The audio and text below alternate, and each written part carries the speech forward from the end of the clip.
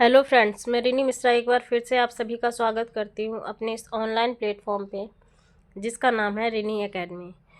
तो फ्रेंड्स, हम सब देख रहे थे सी टेट के लिए जो है वो इम्पॉर्टेंट क्वेश्चन जो कुछ बैक पेपर में आए हुए हैं आपके प्रीवियस ईयर में, और जो कुछ संभावित हैं या फिर जो रिपीटेड हुए हैं, वो क्वेश्चन का हम सारा संग्रह जो आपको है वो एक ही जगह लेके आए हैं। वो क्वेश्चन हम आपको आज दिखाएंगे।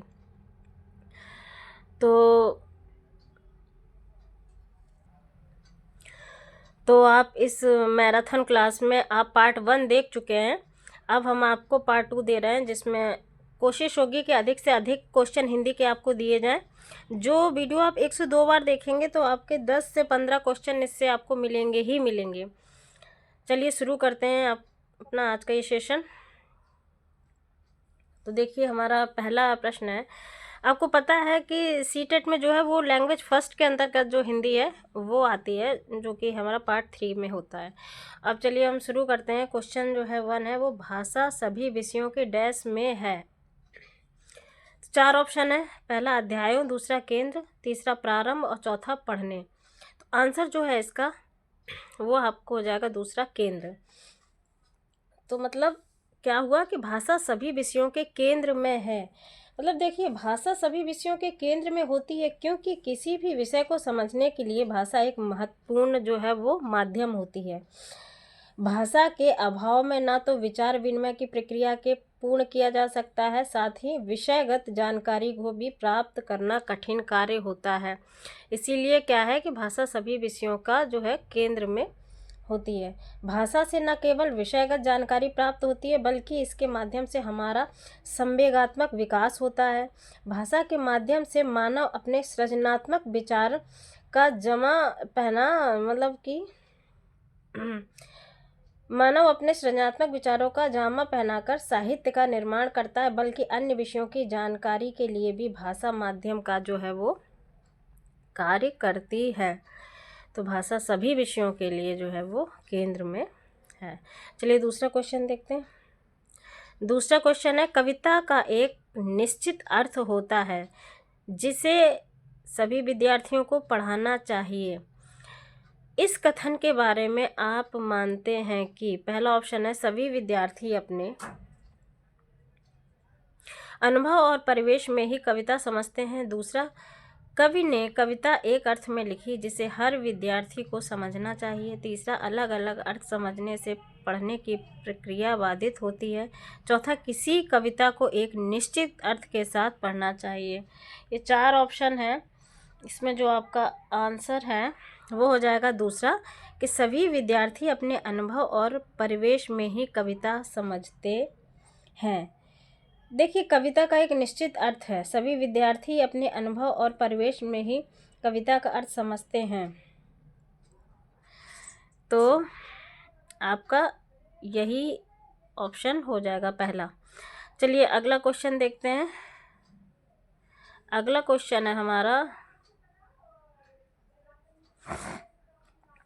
आप मानते हैं कि अलग अलग तरह की सामग्री पढ़ने के अवसर मिलने से, पहला ऑप्शन है, व्याकरण सम्मत भाषा लिखने को मिलती है। दूसरा, किताबों के बारे में जानकारी मिलती है। तीसरा, लेखकों के बारे में जानकारी मिलती है। फिर चौथा, भाषा को विविध संदर्भों में प्रयोग करने की समझ विकसित होती है। तो आंसर जो है हमारा वो चौथा हो जाएगा, कि भाषा को विविध संदर्भों में प्रयोग करने की समझ जो है वो विकसित होती है। अगला क्वेश्चन देखते हैं। हिंदी में विज्ञान संबंधी पाठों को पढ़ाने का उद्देश्य है, पहला, विज्ञान विषय को गहराई से जानना। दूसरा, विज्ञान के प्रति जिज्ञासा बढ़ाना। तीसरा, विज्ञान के संदर्भ में हिंदी भाषा का प्रयोग को समझना। या फिर चौथा, विज्ञान की भाषा को समझना। तो आंसर जो है आपका वो हो जाएगा तीसरा ऑप्शन, विज्ञान के संदर्भ में हिंदी भाषा प्रयोग को समझना।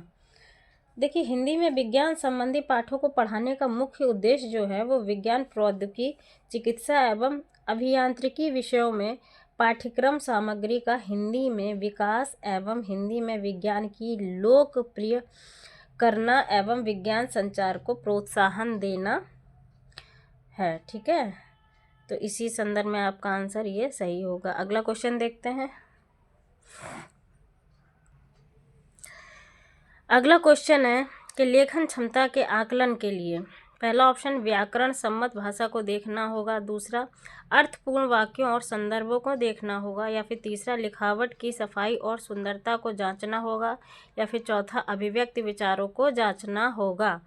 तो आंसर जो है वो चौथा हो जाएगा, अभिव्यक्त विचारों को जो है वो जांचना होगा। देखिए, सामान्यतः भाषा के माध्यम से कुछ भी लिखना लेखन कहलाता है, ये सामान्यतः तौर पर कहा जा रहा है। लेखन क्षमता के आकलन से जो हमारा तात्पर्य है वो छात्र भाषा का प्रयोग किस प्रकार कर रहे हैं, अपने भावों एवं विचारों को स्पष्टता के साथ अभिव्यक्त करने में समर्थ हैं या नहीं है, छात्रों की लिखने के प्रति तत्परता, लेखन में रुचि एवं अध्ययन के प्रति जागरूकता तथा भाव एवं विचारों को धैर्य के साथ पूर्ण मनोयोग को तार्किक क्रम में प्रयुक्तता की जांच की जाती है।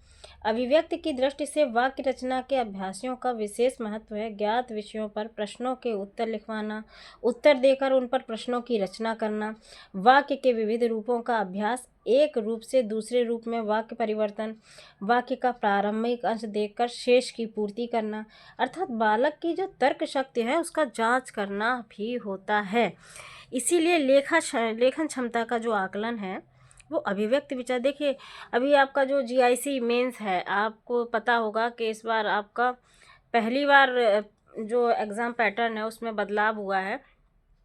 आपको निबंध लेखन आएगा, उसमें आपकी लेखन की प्रतिभा को देखा जाएगा। अभी तक पिछले एग्ज़ामों में इस तरीके का देखने के लिए नहीं मिला। तो जिन बच्चों को लिखने की जो लेखन कला है अगर वो कम है तो वही उसमें जांच की जाएगी, क्योंकि बच्चे क्या है, अब ऑप्शनल सब आने लग गया है, सब ऑब्जेक्टिव टाइप आने लग गया है। तो बच्चे क्या है कि लेखन क्षमता जो है, लेखन कला जो है वो ख़त्म होती जा रही है। बच्चे लिख ही नहीं पाते हैं, बस टिक मार किया, ऑनलाइन एग्ज़ाम होने लग गए हैं सब। तो इसीलिए उसमें आपका मेंस में लेखन संबंधी एक पूरा पेपर डिस्क्रिप्टिव आएगा जिसमें निबंध भी आएगा। तो यही है लेखन क्षमता का जो है वो आकलन करा जाएगा कि आप किस प्रकार से इसमें दक्ष हैं, कितनी क्षमता है आपकी लिखने की, आप शब्दों को किस प्रकार बांध सकते हैं। तो यही चीज़ है, अभी आपको धीरे धीरे अन्य पेपरों में भी देखने के लिए मिलेगा। तो चलिए अगला क्वेश्चन देखते हैं कि हिंदी के पाठों में अन्य भाषाओं के शब्दों के होने का अर्थ है। पहला, पाठ समाज के बहुभाषीय स्वरूप की सहज प्रस्तुति है। दूसरा, पाठ कठिन और अस्पष्ट है। तीसरा, विद्यार्थियों को शुद्ध भाषा नहीं सिखाई जा रही। चौथा, पाठ का लेखन हिंदी नहीं जानता। तो आंसर जो है वो आपका पहला हो जाएगा, पाठ समाज के बहुभाषी स्वरूप की सहज प्रस्तुति है आपका।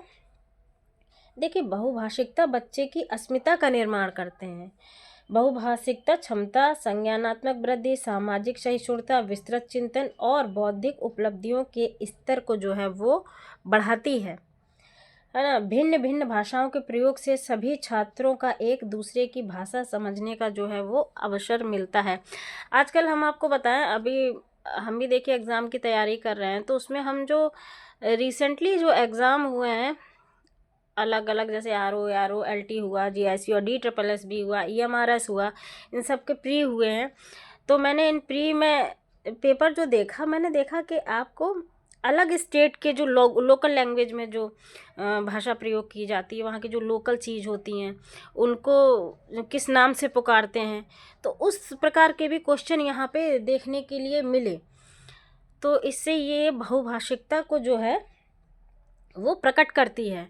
अगर हमारे साथ कोई बच्चा वहाँ का पढ़ रहा है या हम वहाँ के बच्चे से जुड़े हैं तो हम बहुत ही आसानी से कुछ चीज़ों के नाम जान जाते हैं, वहाँ की लोकल जो नाम है, लोकल चीज़ें हैं उनके बारे में जान जाते हैं।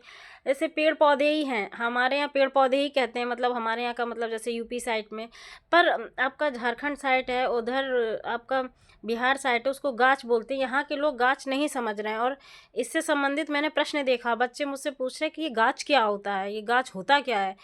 तो मेरी तो शादी ही वहाँ पे हुई है, तो मुझे भी नहीं पता था, जब मैंने वहाँ पे देखा सुना कि गाछ किसको कहते हैं। तो इसी प्रकार के अब प्रश्न मिल रहे हैं देखने के लिए, जो कि हमारी यहाँ के बच्चे हैं तो वो अगर पढ़े हैं साथ में तो वो बहुभाषिकता को दर्शाना इसी को कहते हैं, आप ये समझिए। ठीक है, अगला क्वेश्चन देखते हैं। मुझे नहीं पता कि मैं आपको किस प्रकार से समझा पा रही हूँ कि नहीं समझा पा रही हूँ, पर मुझे जो समझ में आ रहा है वो मैं कह रही हूँ। जैसे मैं खुद पढ़ती हूँ, खुद समझती हूँ, वही चीज़ है। तो चलिए अगला क्वेश्चन देखते हैं कि आपकी दृष्टि में अभ्यास। पहला ऑप्शन है बच्चों को तार्किक बनाते हैं, दूसरा है बच्चों को भाषा के बारे में बताते हैं, तीसरा बच्चों को उत्तर देना सिखाते हैं, या फिर चौथा पाठ को समझने में मदद करते हैं। तो हमारा आंसर जो है वो पहला हो जाएगा, बच्चों को तार्किक बनाते हैं। तो देखिए, बच्चों को भाषा के बारे में ये में बताते हैं, बच्चों की भाषा की समझ और अपने भावों को अपने अनुरूप शब्द रचना का प्रयोग कर अभिव्यक्त करने के अवसर भी उपलब्ध जो है वो कराते हैं। अब चलिए अगला क्वेश्चन देखते हैं। तो उच्च प्राथमिक स्तर की पाठ्य सामग्री में अनुवाद सामग्री रखने का उद्देश्य है प्रचुर हिंदी साहित्य का ना होना, या फिर अन्य भाषाओं के साहित्य को हिंदी में पढ़ने के अवसर देना, या फिर तीसरा पूरे देश को पढ़ने के अवसर देना, या फिर चौथा बहुत सी सामग्री से परिचित कराना। तो फिर आंसर जो है आपका दूसरा ऑप्शन हो जाएगा, अन्य भाषाओं के साहित्य को हिंदी में पढ़ने के जो है वो अवसर देना। अगला क्वेश्चन देखते हैं। यदि आपकी कक्षा में दृष्टिबाधित बच्चे हैं तो आप, पहला ऑप्शन, उन्हें पढ़ने के उपयुक्त साधन देंगे, उन्हें सभी बच्चों से अलग गतिविधि देंगे, या फिर तीसरा है उनसे कम गतिविधियां कराएंगे, या फिर चौथा है उन्हें विशेष सहानुभूति से पढ़ाएंगे। तो आंसर जो है आपका पहला ऑप्शन हो जाएगा कि उन्हें पढ़ने के उपयुक्त जो है वो साधन देंगे। यहाँ पे बात हो रही है आपकी दृष्टिबाधित बच्चे की। देखिए, हम उन्हें जो है वो उपयुक्त साधन देंगे ताकि जो बच्चे में हीन भाव उत्पन्न हो रहा है वह स्वयं को सबसे अलग ना समझे, इसलिए हम उन्हें उपयुक्त साधन प्रोवाइड कराएंगे। ये कम दृष्टि के बच्चों हेतु तो संकीर्ण सर्किट टेलीविज़न अत्यंत उपयोगी उपकरण है ना। सर्किट टेलीविज़न, तो यह उपकरण पाठ्य सामग्री अत्यंत उपयोगी उपकरण है। यह उपकरण पाठ्य सामग्री को एक बड़े आकार में टेलीविज़न के पर्दे पर प्रदर्शित करता है। इस उपकरण के माध्यम से पाठ्य सामग्री के आकार को अधिगमकर्ता की आवश्यकता अनुसार बड़ा या फिर छोटा किया जा सकता है। तो संकीर्ण सर्किट टेलीविज़न जो है वो इसमें उपयोगी है। तो चलिए अब अगला क्वेश्चन देखते हैं। अगला क्वेश्चन है, पढ़ना सीखने के लिए आवश्यक है। पहला ऑप्शन, घर की भाषा सुनने बोलने को मिले, दूसरा लक्ष्य भाषा की अर्थपूर्ण और रोचक सामग्री सुनने पढ़ने को मिले, या फिर तीसरा चार्ट अधिक से अधिक कक्षा में लगाए जाएं, या फिर चौथा केवल लक्ष्य भाषा सुनने का माहौल मिले। तो जो आंसर है आपका वो दूसरा हो जाएगा कि लक्ष्य भाषा की अर्थपूर्ण और रोचक सामग्री सुनने पढ़ने को मिले। अगला क्वेश्चन देखते हैं। अगला क्वेश्चन है हमारा, वो कह रहा है कि भाषा केवल अभिव्यक्ति का माध्यम ही नहीं बल्कि स्वयं से डैश का माध्यम है। पहला ऑप्शन है पढ़ने, दूसरा बातचीत, तीसरा सुनने, चौथा है फिर लिखने। तो आंसर जो है आपका वो हो जाएगा दूसरा, बातचीत। देखिए, भाषा अभिव्यक्ति का माध्यम नहीं है बल्कि स्वयं से बातचीत का माध्यम है। भाषा वह साधन है जिसके द्वारा हम अपने विचारों को व्यक्त करते हैं और इसके लिए हम वाचिक ध्वनियों का उपयोग करते हैं। भाषा मुख से उच्चारित होने वाले शब्दों और वाक्यों आदि का वह समूह है जिसके द्वारा मन की बात जो है वो बताई जाती है, दूसरों तक अपना जो भाव है वो पहुंचाया जाता है ना। तो इसलिए आपका जो है आंसर यही हो जाएगा, वो बातचीत मतलब। अगला क्वेश्चन देखते हैं।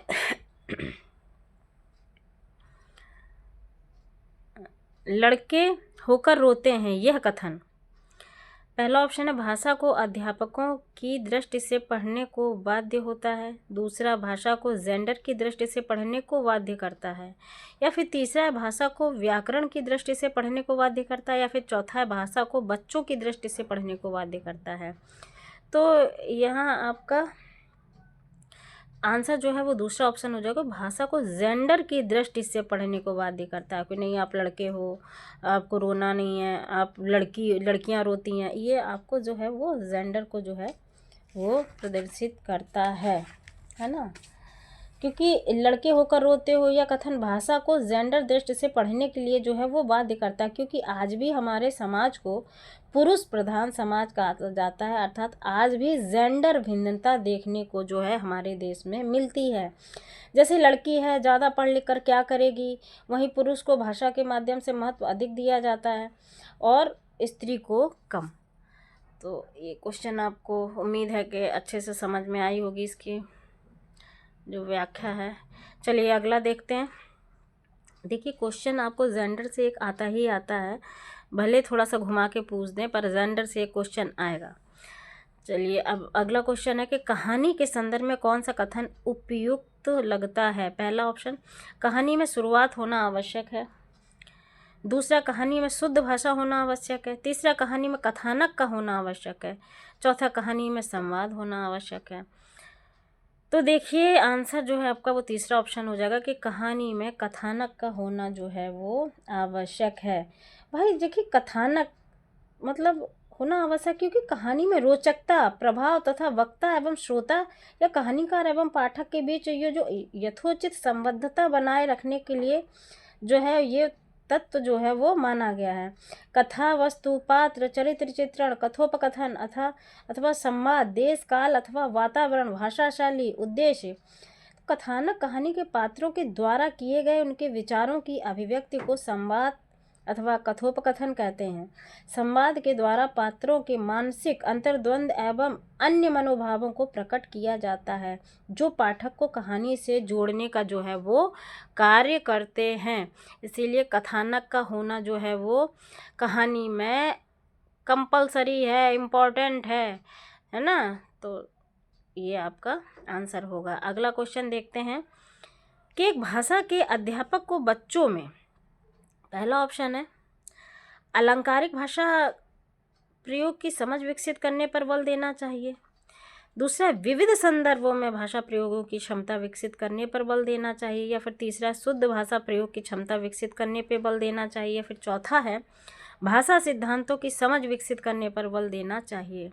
तो आंसर जो है आपका दूसरा हो जाएगा कि विविध संदर्भों में भाषा प्रयोगों की क्षमता विकसित करने पर बल देना चाहिए। तो अगला क्वेश्चन देखते हैं। कोई भाषा किसी भी लिपि में लिखी जा सकती है, इस कथन पर आपकी क्या राय है। कि पहला ऑप्शन है यह बहुत हद तक संभव है। या फिर दूसरा है हर भाषा की अपनी लिपि होती है। या फिर तीसरी, भाषा और लिपि के बीच एक सीधा संबंध होता है। या फिर चौथा, यह बिल्कुल संभव नहीं है। तो आंसर जो है आपका वो दूसरा हो जाएगा कि हर भाषा की अपनी जो है एक वो लिपि होती है। तो अब अगला क्वेश्चन देखते हैं। अगला तो आपका देखिए कोई भी भाषा, इसको चला थोड़ा देख लेते हैं। कोई भी भाषा लिपि में लिखी जा सकती है, क्योंकि प्रत्येक भाषा की जो है अपनी एक लिपि होती है। मौखिक ध्वनियों को लिखित रूप में प्रकट करने के लिए निश्चित किए गए चिन्हों को ही जो है वो लिपि कहते हैं। जैसे हिंदी, मराठी, नेपाली और संस्कृत भाषाएं देवनागरी लिपि में ही लिखी जाती हैं, है ना। फारसी लिपि जो है वो दाएं से, एक क्वेश्चन आपका आता है कि जो फारसी लिपि है वो दाएं से बाएं लिखी जाती है, बाएं से दाएं। तो हम आपको बता दें कि जो फारसी लिपि है वो दाएं से बाएं लिखी जाती है, मतलब इस वे में लिखी जाती है। जैसे हम लोग यहाँ से पढ़ना ऐसे शुरू करते हैं, पर जो आपकी फारसी लिपि है वो आपको इधर से, मतलब कि राइट साइड से और लेफ्ट साइड में जाती है ना। देवनागरी और रोमन लिपि बाएं से दाएं लिखी जाती है।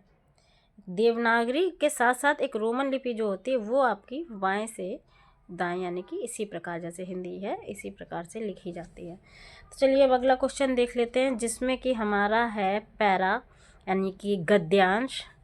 आपको पता है कि सीटेट में एक गद्यांश और एक पद्यांश आता है। तो देखिए हम आपको पूरा पढ़ के तो नहीं बताएंगे, आप देख लीजिए। ये आपका 15 अगस्त 1947 को आज़ाद हुआ, इसलिए इस पूरे देश को जनता एक लंबा, आप देख लीजिएगा एक नज़र में इसको। इसी से संबंधित आपके प्रश्न होंगे। ये देखिए एक नज़र आप इस पे डाल लीजिएगा, इसी से संबंधित सारे क्वेश्चन होंगे। ये देखिए, इससे संबंधित चलिए पहला क्वेश्चन देखते हैं हम। तो पहला क्वेश्चन है आपको कि लोग किन विचारों से प्रेरित होकर आज़ादी के संदर्भ में शामिल हुए। तो आपका इस पैरा के अकॉर्डिंग जो है उसके अकॉर्डिंग आंसर देना। पहला ऑप्शन है स्वतंत्रता, दूसरा है समानता, तीसरा निर्णय प्रक्रिया में हिस्सेदारी, चौथा है ये सभी। तो आंसर जो आपका चौथा हो जाएगा, ये सभी। अगला क्वेश्चन है आज़ादी के लिए संघर्ष किसने चलाया। तो 4 ऑप्शन है, देश की जनता ने, ब्रिटिश सरकार ने, तीसरा सदस्यों ने, चौथा भारतीय राष्ट्रीय कांग्रेस ने। तो आपका ऑप्शन पहला आंसर हो जाएगा, देश की जनता। तो अगला क्वेश्चन है, निम्नलिखित में से लोकतांत्रिक व्यवस्था का मूल्य कौन सा है। पहला समानता, दूसरा स्वतंत्रता, तीसरा विचारों की अभिव्यक्ति, या फिर चौथा ये सभी। तो आंसर जो है आपका ये सभी हो जाएगा। अगला क्वेश्चन है, आंदोलन का क्या असर पड़ा। तो 4 ऑप्शन है जिसमें आपका आंसर हो जाएगा कि सरकार की खुलकर आलोचना जो है वो होने लगी।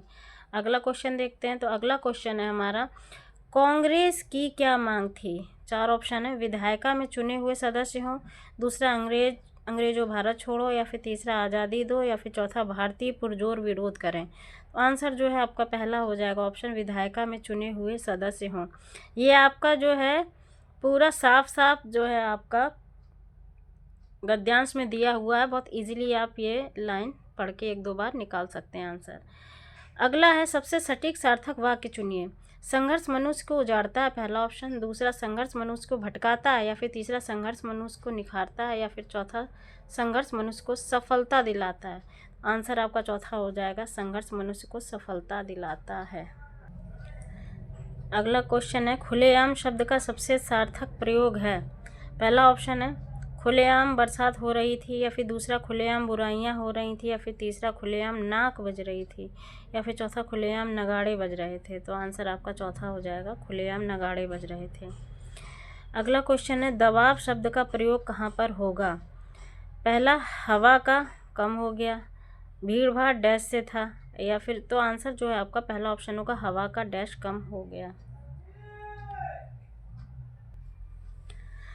अब देखिए, जो आपका वैसे हमेशा एक गद्यांश और पद्यांश आता है, पर इस वाला एक एग्ज़ाम में था आपका 2 गद्यांश दे दिए थे। तो आप ये गद्यांश देखिए, मुख्य गायक चट्टान जैसे इस प्रकार का कुछ गद्यांश आपको दिया गया है, जो आप देख सकते हैं यहाँ तक सुनाई देती है। अब चलिए इस गद्यांश से संबंधित जो हमारे प्रश्न हैं वो देख लेते हैं कि किस प्रकार के पूछे गए हैं। तो पहला आपका क्वेश्चन है, संगतकार के माध्यम से कवि किस प्रकार के व्यक्तियों की ओर संकेत करना चाह रहा है। पहला सहृदय, दूसरा समरस, तीसरा संगदिल, चौथा सहयोगी। तो आंसर जो है आपका वो चौथा हो जाएगा, सहयोगी। अगला क्वेश्चन है, चट्टान जैसा भारी स्वर से आशय है। पहला पुरुष की आवाज़, दूसरा गंभीर आवाज़, तीसरा पत्थर की आवाज़, या फिर चौथा मोटी आवाज़। तो आंसर जो है आपका दूसरा ऑप्शन हो जाएगा, गंभीर आवाज़। अगला क्वेश्चन है, गायक जब अंतरे की जटिल तानों के जंगल में खो चुका होता है के मायने हैं। अंतरे को गाते हुए वह, पहला ऑप्शन है लीन हो जाता है, या दूसरा बेसुरा हो जाता है, या तीसरा बेलगाम हो जाता है, चौथा भटक जाता है। तो आंसर जो है आपका वो हो जाएगा, भटक जाता है।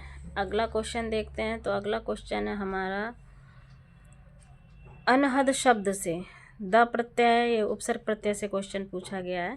इसमें देखिए कुछ शब्द ऐसे देते हैं जैसे कि आपके पर्यायवाची हैं, मतलब व्याकरण के जो सेक्शन से वहाँ से भी पूछे जाते हैं। द प्रत्यय, अन उपसर्ग, हद प्रत्यय, आ उपसर्ग। तो यहाँ आपसे पूछा है तो होगा दूसरा ऑप्शन, अन उपसर्ग है।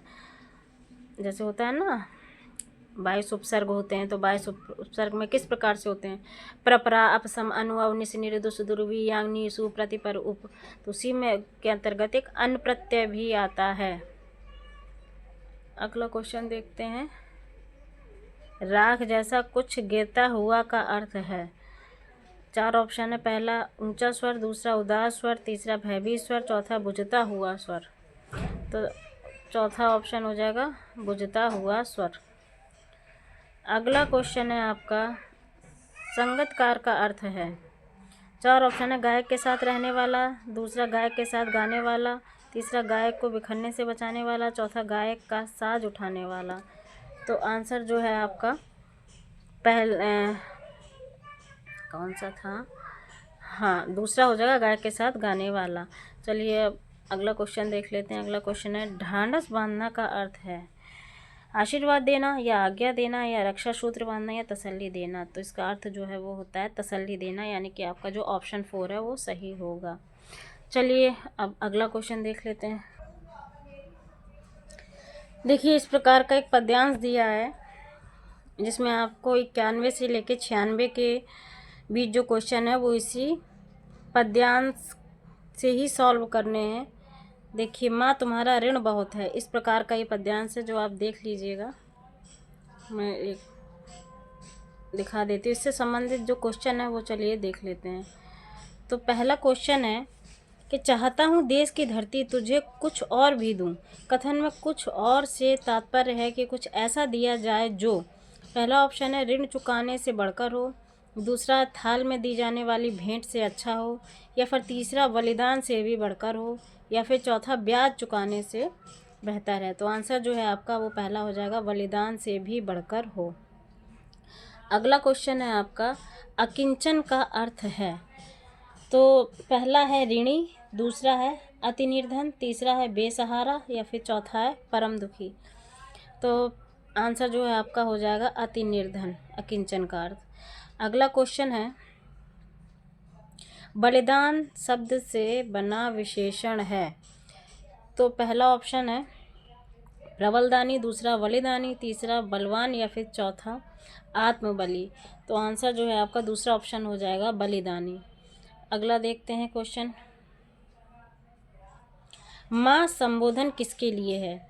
जननी के लिए, दूसरा ऑप्शन देवी दुर्गा के लिए, या फिर तीसरा पृथ्वी के लिए, या फिर चौथा मातृभूमि के लिए। तो जो माँ संबोधन है ये आपको मातृभूमि के लिए प्रयोग किया गया है इस पद्यांश में। अगला क्वेश्चन है, कवि निवेदन कर रहा है कि, पहला ऑप्शन है उसे ऋण चुकाने का अवसर मिले, दूसरा उस पर दया की जाए, या फिर तीसरा वह मूल्यवान थाल में शीश सजा कर लाए, या फिर चौथा उसके जीवन दान को स्वीकार किया जाए। तो आंसर जो है आपका वो पहला ऑप्शन हो जाएगा, उसे ऋण चुकाने का अवसर मिले। अगला क्वेश्चन जो है आपका वो है, नीड़ का कड़कड़ समर्पित कथन में नीड़ का आशय है। पहला ऑप्शन है तिनके, दूसरा महल, चौथा घर परिवार, या फिर एक और झोपड़ी। तो आंसर हो जाएगा आपका तीसरा ऑप्शन घर परिवार। अगला देखते हैं, यहीं तक आपके जो क्वेश्चन थे वो आपके पद्यांश से पूछे गए थे। अब आगे के क्वेश्चन देखते हैं जो पेडागॉजी से संबंधित है।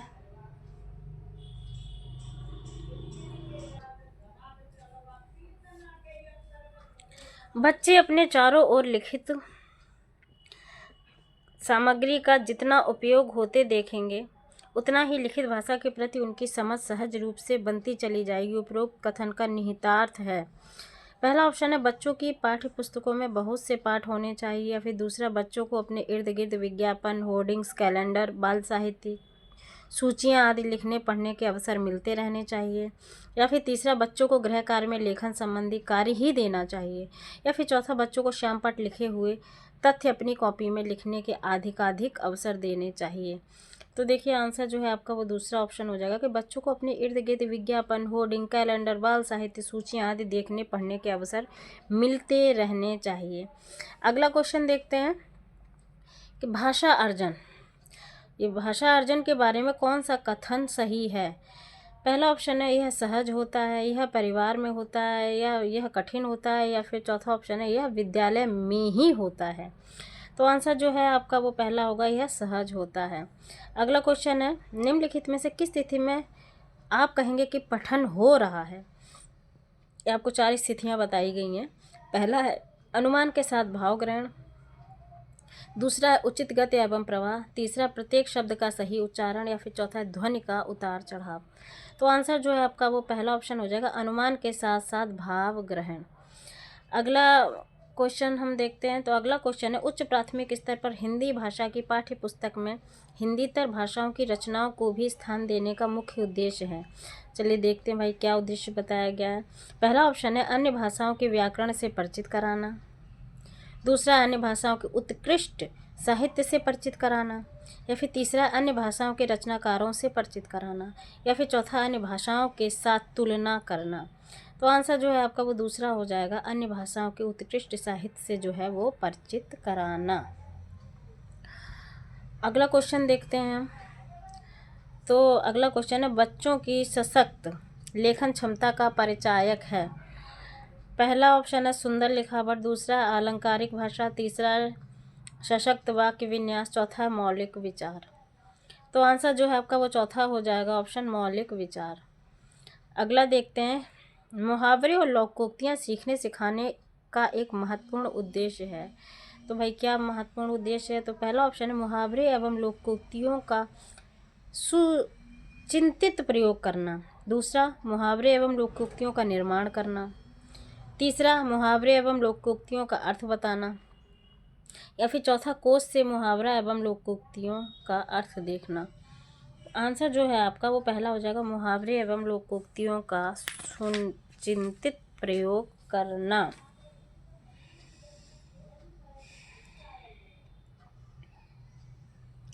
देखिए मुहावरे एवं लोकोक्तियाँ सीखने सिखाने का एक महत्वपूर्ण उद्देश्य उनका सही स्थान पर सही प्रयोग करने से होता है। इससे बालकों में, बच्चों में ज्ञान का जो विकास है, बोधगम्यता है, मौलिकता है, साहित्यिक जो रसानुभूति, साहित्यिक रुचि का विकास एवं अभिवृत्तियों का पोषण होने के साथ साथ अवसरानुकूल भाषा का प्रयोग करने में निपुण हो जाते हैं। भाई जिस प्रकार का जो अवसर हो, जहाँ जैसा माहौल है, तो वो उस प्रकार से वहाँ पे उस चीज़ को वाक्य प्रयोग कर सकते हैं। तो वही चीज़ है यहाँ पे, इसलिए आपका मुहावरे लोकोक्तियाँ सिखाने का उद्देश्य होता है और कोई विशेष कारण नहीं है। अगला क्वेश्चन देखते हैं। अगला क्वेश्चन है कि निम्नलिखित में से किस प्रकार के प्रश्न बच्चों के भाषागत रचनात्मकता का आकलन करने में सर्वाधिक रूप से उपयुक्त होंगे? पहला है मुक्त अंत वाले प्रश्न, दूसरा है बहुविकल्पीय प्रश्न, तीसरा है एक शब्द में उत्तर वाले प्रश्न, या फिर चौथा है सही कथन पर निशान लगाओ वाले प्रश्न। तो आंसर जो है आपका पहला हो जाएगा, मुक्त अंत वाले प्रश्न। देखिए मुक्त अंत वाले प्रश्नों को हल करते समय विद्यार्थी अपने विचारों को स्वतंत्र रूप से प्रयोग करता है, जिसमें बालक अपने विचारों में रचनात्मकता को दर्शाता है, जिसके द्वारा छात्र छात्राएं यानी कि बच्चे अपनी तर्क चिंतन, कल्पना, सृजनात्मकता आदि मानसिक शक्तियों के आधार पर भाषा का प्रयोग कर विषय से संबंधित प्रश्नों का जो है वो उत्तर दे पाता है अपनी रचनात्मकता के अनुसार, अपनी कल्पना के अनुसार। समझ रहे हैं आप सब? तो चलिए अब अगला क्वेश्चन देखते हैं।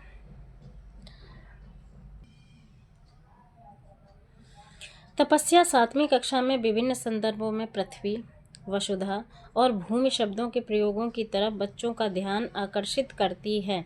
ऐसा करने में उसका उद्देश्य है, पहला ऑप्शन है शब्द भंडार का विकास करना, या फिर दूसरा भाषा का व्याकरण ज्ञान देना, या फिर तीसरा हिंदी की बारीकियां समझना, या फिर चौथा पर्यायवाची शब्दों को की परिभाषा देना। तो आंसर जो है आपका वो पहला ऑप्शन हो जाएगा, शब्द भंडार का जो है वो विकास करना। देखिए अगला चलिए देखते हैं। सरसरी तौर पर किसी पाठ को देखकर उसकी विषय वस्तु का पता कर लेना। पहला ऑप्शन है पढ़ने की निम्न स्थिति को दर्शाता है, दूसरा पढ़ने की कुशलता का अंतिम पड़ाव है, या पढ़ने की एक महत्वपूर्ण कुशलता है, या फिर चौथा पढ़कर समझने का पहला प्रयास है। तो देखिए ये एक कुशलता होती है जो बहुत ही महत्वपूर्ण होती है। तो ऑप्शन आपका 3 आंसर जो है वो हो जाएगा। अगला क्वेश्चन देखते हैं कि बच्चों का बोलना सीखने के संदर्भ में कौन सा कथन सही है? पहला ऑप्शन है सभी बच्चों कि बोलने एवं सुनना सीखने की गति समान होती है। फिर दूसरा, अपनी भाषा इतर भाषाओं को सुनने के लिए मना करना चाहिए। या फिर तीसरा, बच्चों को प्रारंभ से ही शुद्ध उच्चारण के प्रति सचेत रहना चाहिए। फिर चौथा, बच्चों को सुनने और बोलने के अधिक से अधिक अवसर देने चाहिए। तो भैया बच्चों को सुनने और बोलने के जो है वो अधिक से अधिक जो है वो अवसर देने चाहिए, यानी कि आंसर जो है आपका वो चौथा ऑप्शन हो जाएगा। अगला देखते हैं, भोजपुरी मोना श को सा और र को ड़ बोलती है, इसका सर्वाधिक संभावित कारण है। पहला, मातृभाषा से प्रेम। दूसरा, उच्चारण गति त्रुटि। या फिर हिंदी भाषा की कठिनता। या फिर मातृभाषा का व्याघात। तो जो आपका आंसर है वो चौथा होगा, मातृभाषा का आघात बोला जाता है, जिसे रा को ड़ा और श को सा बोला जाता है। देखिए मैं भी कंफ्यूज हो जा रही हूँ यहाँ पे बोलते समय। तो ये आपका हो गया 107 नंबर। अगला देखते हैं, कक्षा 3 की शिक्षिका अपने विद्यार्थियों को पाठ्य पुस्तक से इतर भिन्न भिन्न प्रकार के बाल साहित्य पढ़ने के लिए प्रोत्साहित करती, क्योंकि वह चाहती है कि बच्चे, पहला ऑप्शन है, विभिन्न बाल साहित्यकारों के नाम जान सकें। दूसरा, तरह तरह की विधाओं से परिचित हो सकें। या फिर तीसरा, अपनी पठन क्षमता का बढ़ा सकें। या फिर चौथा, बाल साहित्य के प्रकाशकों के बारे में जान सकें। तो आंसर जो है आपका वो तीसरा हो जाएगा, अपनी पठन क्षमता बढ़ा सके। अगला क्वेश्चन देखते हैं कि उच्च प्राथमिक स्तर पर व्याकरण पक्षों शब्दों की बारीकियों के आकलन के संदर्भ में सबसे अधिक महत्वपूर्ण है। पहला ऑप्शन है परिभाषाओं को जानना। फिर दूसरा है शब्दकोशी शब्द संपदा का ज्ञान। या फिर तीसरा है संदर्भ में व्याकरण समझना। या फिर चौथा है पाठ्य पुस्तकीय व्याकरण के नियम जानना। तो आंसर हो जो है आपका वो तीसरा हो जाएगा, संदर्भ में व्याकरण समझना, क्योंकि यहाँ पे उच्च प्राथमिक की बात हो रही है इस वजह से। क्योंकि देखिए उच्च प्राथमिक स्तर में जो व्याकरणिक पक्ष हैं शब्दों की बारीकियों के आकलन के संबंध में सबसे अधिक जो है वो महत्वपूर्ण होते हैं। संदर्भ में व्याकरण समझना, जिससे बालकों को व्याकरणिक पक्ष मजबूत हो सके तथा बालक संज्ञा लिंग वचन शब्दों की बारीकियों को समझकर भाषा उपयोग कर सके। क्योंकि वो बच्चा उच्च प्राथमिक में है भाई, तो उसको चीज़ की समझ होनी चाहिए, लिंग वचन आपका जो है, इस वजह से। अगला चलिए क्वेश्चन देखते हैं।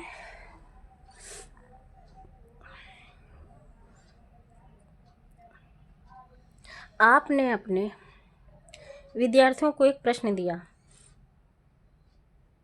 घर से विद्यालय आने तक आप रास्ते में जो जो चीज़ें देखते हैं उन्हें लिखें। आपकी कक्षा में एक विद्यार्थी दृष्टिबाधित है, आप, पहला ऑप्शन है, उसे इस प्रश्न का उत्तर लिखने के लिए मना करेंगे। या फिर दूसरा है स्वयं प्रश्न का उत्तर लिख के देंगे। या फिर तीसरा है उसे कहेंगे कि अपने सहपाठी से पूछकर लिख लो। या फिर चौथा है प्रश्न में उस बच्चे की आवश्यकता के अनुसार परिवर्तन करेंगी। तो भैया देखिए सीधी सी बात है कि बच्चे की जो आवश्यकता है हमें उसके अनुसार जो चीज़ें हैं वो परिवर्तित करनी पड़ेंगी, क्योंकि बच्चा जो है वो दृष्टिबाधित है, उसे प्रॉब्लम है, तो हमें उसके अकॉर्डिंग काम करना पड़ेगा, है ना। अब ऐसा नहीं है इस प्रश्न का उत्तर लिखने के लिए मना करेंगे, भाई मना करने वाला कोई सवाल ही नहीं उठता है ना। तो क्वेश्चन में जो ऑप्शन दिए होते हैं आप उसे एलिमिनेट करना भी सीखें तो भी आपका बहुत सहजता से आंसर निकल आएगा। स्वयं प्रश्न का उत्तर लिखें, भैया हम स्वयं से क्यों लिखेंगे, बच्चा पढ़ने आ रहा है, हमें उससे सिखाना है, ना कि खुद उसका काम करके देना है। तीसरा, उससे कहेंगे अपने सहपाठी से पूछ लो, भाई चाहे हम बताएं या सहपाठी बताए, तो ये तो पॉसिबल नहीं है।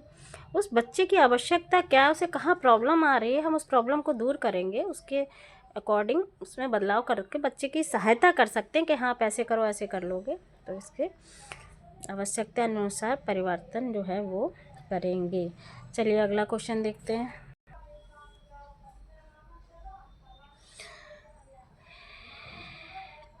उच्च प्राथमिक स्तर पर बच्चों की भाषाई क्षमताओं का आकलन करने के लिए सर्वाधिक उपयोगी है। पहला ऑप्शन है पाठांत प्रश्नों के उत्तर लिखवाना। दूसरा, पाठ के व्याकरण की जांच परख करना। या फिर तीसरा, पाठ की विषय वस्तु को लिखवाना। या फिर चौथा, पाठ में आई कहानी को आगे बढ़वाना। तो ऑप्शन 3 हो जाएगा आंसर आपका, पाठ की विषय वस्तु को जो है वो लिखवाना। देखिए, उच्च प्राथमिक स्तर पर बच्चों की भाषाई क्षमताओं का आकलन करने के लिए सर्वाधिक जो उपयोगी होता है वो पाठ की विषय वस्तु को लिखना, जिससे बालक अपनी समझ, चिंतन और तर्क के आधार पर विषय संबंधी ज्ञान को सफलतापूर्वक जो है वो अभिव्यक्ति कर सकें। तो यही आपका मेन मोटिव होना चाहिए। अगला देखते हैं। देखिए, इस प्रकार का आपको पद्यांश आपका हुआ, कुछ पेडागोजी के क्वेश्चन हो गए और कुछ देखिए अब आपका एक इस प्रकार का गद्यांश आता है जिसे आप देख सकते हैं। मैं आपको दिखाते चल रही हूँ जिससे आप 1 से 2 बार देखेंगे। इससे संबंधित जो प्रश्न होंगे वो इससे सॉल्व कर सकेंगे आप आराम से। तो चलिए, पहला क्वेश्चन है वो देखते हैं। तो पहला क्वेश्चन इस गद्यांश से संबंधित जो है वो है आपका कि तिरुवल्लुवर और कबीर के में साम्य के बिंदु हैं। पहला, जन्म के बाद माता पिता के द्वारा त्याग देना, या फिर दूसरा ऑप्शन है 1 से छंद में कविता करना, सी जुलाहे का व्यवसाय करना, या डी नारी जाति से घृणा करना। तो जो ऑप्शन आपके 4 दिए गए हैं, ये बिंदु आपको बताए गए, इससे संबंधित 4 ऑप्शन दिए गए हैं। पहला ए, बी तथा सी, दूसरा ए तथा बी, तीसरा ए, बी तथा डी, चौथा बी तथा सी। तो आंसर जो है आपका वो पहला हो जाएगा ए, बी, सी, यानी कि ए, बी, सी ये जो तीनों हैं वो सही हैं। ठीक है, इस अकॉर्डिंग टू द गद्यांश। अगला क्वेश्चन देखते हैं आपका।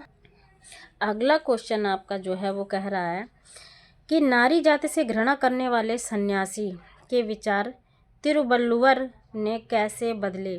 तो 4 ऑप्शन है जिसमें पहला है सुंदर उपदेश देकर, दूसरा उसका स्वागत सत्कार करके, या फिर तीसरा अपनी रचनाएं सुनाकर, या फिर चौथा अपनी गृहस्थी का साक्षी बनाकर। तो आंसर जो है आपका वो चौथा ऑप्शन हो जाएगा, अपनी गृहस्थी का साक्षी बनाकर। अगला क्वेश्चन है ईश्वर भक्ति शब्द का विग्रह और समास होगा। पहला, ईश्वर और भक्ति आपके मतलब समास पूछे गए हैं, द्वंद्व समास, या फिर ईश्वर की भक्ति करता हो बहुब्रीहि समास, या फिर ईश्वर की भक्ति तत्पुरुष समास, या फिर ईश्वर रूपी भक्ति कर्मधारय समास। तो आपको जो हो वो हो जाएगा ईश्वर की भक्ति यानी कि तत्पुरुष समास। अगला क्वेश्चन है आपका अगला क्वेश्चन देखते हैं। तो अगला क्वेश्चन हमारा बोल रहा है किसी धर्म की आवश्यकता कब नहीं रह जाती। पहला, नास्तिक हो जाने पर, दूसरा ईश्वर की शरण मांग लेने पर, तीसरा धर्म पर विश्वास ना होने पर, या फिर चौथा झूठ को त्याग देने पर। तो आंसर जो है आपको वो चौथा ऑप्शन हो जाएगा, झूठ को त्याग देने पर। अगला क्वेश्चन है स्नेह और जतन शब्द क्रमशः। पहला ऑप्शन है यहाँ तत्सम और तद्भव पूछा गया है, तत्सम और तद्भव है, या आगत और तद्भव है, या तद्भव और देशज है, या फिर देशज और आगत है। तो देखिए, स्नेह शब्द जो है वो हमारा तत्सम होता है और जतन जो शब्द है वो हमारा तद्भव होता है। तो ऑप्शन हमारा जो है वो पहला सही हो जाएगा। चलिए अगला क्वेश्चन देखते हैं। तो अगला क्वेश्चन जो है हमारा, यदि कबीर का समय 15वीं शताब्दी ईस्वी है तो तिरुवल्लुवर का समय होगा। पहला ऑप्शन लगभग 1500 वर्ष ईसा पूर्व, दूसरा लगभग पहली सदी ईस्वी, तीसरा लगभग 1000 वर्ष ईसा पूर्व, या फिर चौथा लगभग 500 वर्ष ईसा पूर्व। तिरुवल्लुवर के अनुसार श्रेष्ठ धर्म है क्या है भाई। पहला, ईश्वर में आस्था होना, दूसरा किसी अन्य धर्म की आवश्यकता ना रहना, या फिर तीसरा मन में पवित्र होना, चौथा मंदिरों में जाना। तो आंसर जो है आपका वो तीसरा हो जाएगा, मन से पवित्र होना। चलिए अगला क्वेश्चन हम देख लेते हैं कि तमिल किस देश प्रदेश की भाषा है। पहला ऑप्शन श्रीलंका, दूसरा कर्नाटक, तीसरा तमिलनाडु, चौथा केरल। तो आपका आंसर होगा तीसरा तमिलनाडु। तमिल जो है वो तमिलनाडु की भाषा है। अगला क्वेश्चन है जो संबंध चंद्रगुप्त का चाणक्य से था वही संबंध, पहला ऑप्शन है चाणक्य का चंद्रगुप्त से था, या तिरुवल्लुवर का एल्लाल से था, या फिर तीसरा चंद्रगुप्त का एल्लाल से था, या फिर चौथा एल्लाल का तिरुवल्लुवर से था।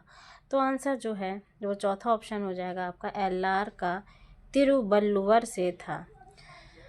तो चलिए हमने यहाँ पर आपका एक और पेपर सॉल्व किया, एक और प्रीवियस ईयर का देखा हिंदी में लैंग्वेज फर्स्ट का।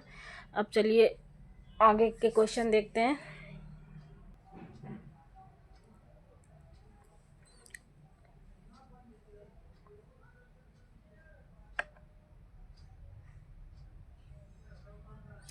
तो देखिए इस प्रकार का एक आपको पैसेज यानी गद्यांश दिया गया है, जिसे आप देख लीजिए।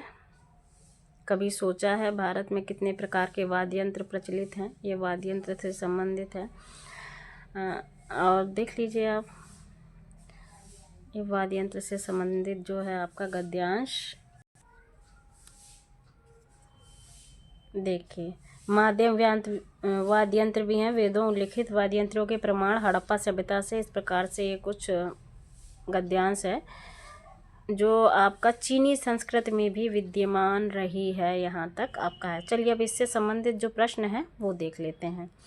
तो पहला प्रश्न है इस गद्यांश से संबंधित, जिसे हम भारतीय वाद्य यंत्र कहते हैं। पहला ऑप्शन है वे कहीं और से आए हैं, या फिर दूसरा उनमें से कुछ भारत के और कुछ बाहर के हैं, या फिर तीसरा वे चीन और इंडोनेशिया के हैं, या फिर तीसरा मतलब चौथा वे भारत में ही जन्मे हैं। तो इसका ऑप्शन जो हो जाएगा उनमें कुछ भारत के हैं और कुछ जो हैं वो बाहर से आए हैं। अगला क्वेश्चन देखते हैं। तो अगला क्वेश्चन है आपका, कौन सा भारतीय वाद्य यंत्र मिस्र, चीन, जापान आदि की संस्कृति में भी विद्यमान है? तो 4 ऑप्शन है, तबला, दूसरा झांझ, तीसरा वीणा, चौथा बांसुरी। तो आपका ऑप्शन 3 हो जाएगा वीणा। अगला जो क्वेश्चन है इस गद्यांश से संबंधित वो है, कौन सा कथन असत्य है? पहला ऑप्शन, तमिलनाडु और केरल के वाद्य यंत्र सबसे प्रसिद्ध हैं। दूसरा ऑप्शन, कुछ वाद्य यंत्र गज से बजाए जाते हैं। तीसरा ऑप्शन, प्राचीन भारतीय वाद्य यंत्र इंडोनेशिया से भी प्रयुक्त होते हैं। चौथा, भारत में अनेक प्रकार के वाद्य यंत्र प्रचलित हैं। तो देखिए आंसर जो है आपका पहला हो जाएगा, तमिलनाडु और केरल के वाद्य यंत्र जो हैं वो सबसे प्रसिद्ध हैं। अगला क्वेश्चन देखते हैं। गद्यांश के अनुसार सभ्यता और संस्कृति का इतिहास जानने में सहायक है। पहला ऑप्शन साहित्यिक ग्रंथ, दूसरा वाद्य यंत्र, तीसरा कलाकार, तीसरा प्राचीन यंत्र। तो आंसर जो है आपका दूसरा ऑप्शन हो जाएगा वाद्य यंत्र। अगला क्वेश्चन है, भारतीय शब्द व्याकरण की दृष्टि से है सर्वनाम, विशेषण या क्रिया या संज्ञा? तो आपका जो ऑप्शन है दूसरा हो जाएगा, भारतीय शब्द जो है वो विशेषण है व्याकरण की दृष्टि से देखा जाए तो। चलिए अगला क्वेश्चन देख लेते हैं कि किस शब्द में उपसर्ग और प्रत्यय दोनों हैं? पहला भारतीय, दूसरा शीघ्रता, तीसरा विशाल, चौथा प्रचलित। तो आंसर जो है आपका वो चौथा हो जाएगा प्रचलित, यानी कि इसमें आपका उपसर्ग भी है और प्रत्यय भी है। अगला देखते हैं, वेदों में चर्चित कुछ वाद्य यंत्रों के प्रमाण मिले हैं। पहला हड़प्पा सभ्यता में, दूसरा सुमेरी संस्कृति में, तीसरा पुराणों में, चौथा भारतीय सभ्यता में। तो देखिए पहला हो जाएगा ऑप्शन हड़प्पा सभ्यता में। अगला क्वेश्चन है, जन्म शब्द का समानार्थी है। पहला उत्पत्ति, दूसरा उल्लेख, तीसरा विद्यमान, चौथा प्रयुक्त। तो आंसर जो है पहला ऑप्शन हो जाएगा आपका, जन्म शब्द जो का समानार्थी है वो उत्पत्ति है। अगला क्वेश्चन है आपका, भूखंड शब्द में समास है, कर्मधारय, द्वंद्व, द्विगु या तत्पुरुष? तो आंसर जो है आपका तत्पुरुष समास होगा। अगला क्वेश्चन देखते हैं। तो अभी जो क्वेश्चन थे वो आपके गद्यांश से संबंधित थे, अब जो है वो आपके पैरागॉजी से संबंधित प्रश्न हैं। चलिए अब पहला प्रश्न देखते हैं इसके अंतर्गत कि बच्चे के स्कूल की भाषा और घर एवं पड़ोस की भाषा में डैश होना चाहिए। पहला जुड़ाव, दूसरा समरूपता, तीसरा समरसता, चौथा अलगाव। तो आंसर जो है आपका पहला हो जाएगा जुड़ाव। देखिए बच्चे के स्कूल की शुरुआत जो है वो अपने घर से ही होती है। घर एवं पड़ोस की भाषा में जुड़ाव होना चाहिए, तभी बच्चा आसानी से चीज़ों को सीख लेता है। बच्चे की स्कूल की शुरुआत वो है अपने घर से होती है, समुदाय में तथा दूसरों के संपर्क से प्राप्त विचारों, भाषाओं, ज्ञान कौशलों और अवधारणाओं के साथ करते हैं। स्कूल, घर तथा आसपास की भाषा एक समान होने के से जो है वो बच्चे का ज्ञान वर्धन आसानी से जो है वो हो पाता है। वो उससे क्योंकि अपना जुड़ाव महसूस करते हैं कि हाँ नहीं हम घर में ऐसी चीज़ देखें, हमें मैम यहाँ इस चीज़ के बारे में बता रही हैं, तो वो आसानी से चीज़ों को समझ लेते हैं। चलिए अगला क्वेश्चन देखते हैं कि भारत की पाठ्य पुस्तक में एक पाठ एकांकी के रूप में है। आप 4 ऑप्शन है। पहला, एकांकी में आए पात्रों के संवाद याद करवाएंगी। शिक्षार्थियों से एकांकी पढ़वाने के बाद उसका मंचन करवाएंगे, या फिर तीसरा एकांकी के मुख्य संबंध लिखवाएंगे, या फिर चौथा हाव भाव के साथ एकांकी पढ़कर सुनाएंगे। तो आंसर जो है आपका वो दूसरा ऑप्शन हो जाएगा, शिक्षार्थियों से एकांकी पढ़वाने के बाद उसका मंचन करवाएंगे। अगला क्वेश्चन देखते हैं आपका। अगला क्वेश्चन है, लिखना एवं पढ़ना सीखने के संदर्भ में कौन सा कथन सबसे उपयुक्त पूछा गया है। देखिए, पहला है पढ़ना सीखने की तुलना में लिखना सीखना जटिल है। दूसरा है लिखना सीखने की तुलना में पढ़ना सीखना जटिल है। या फिर तीसरा दोनों कौशल एक एक करके सीखे जाते हैं। या फिर चौथा लिखना और पढ़ना सीखना समान रूप से अंतः संबंधित होते हैं। तो आंसर जो है आपका वो चौथा हो जाएगा कि लिखना और पढ़ना सीखना समान रूप से जो है वो अंतः संबंधित होते हैं।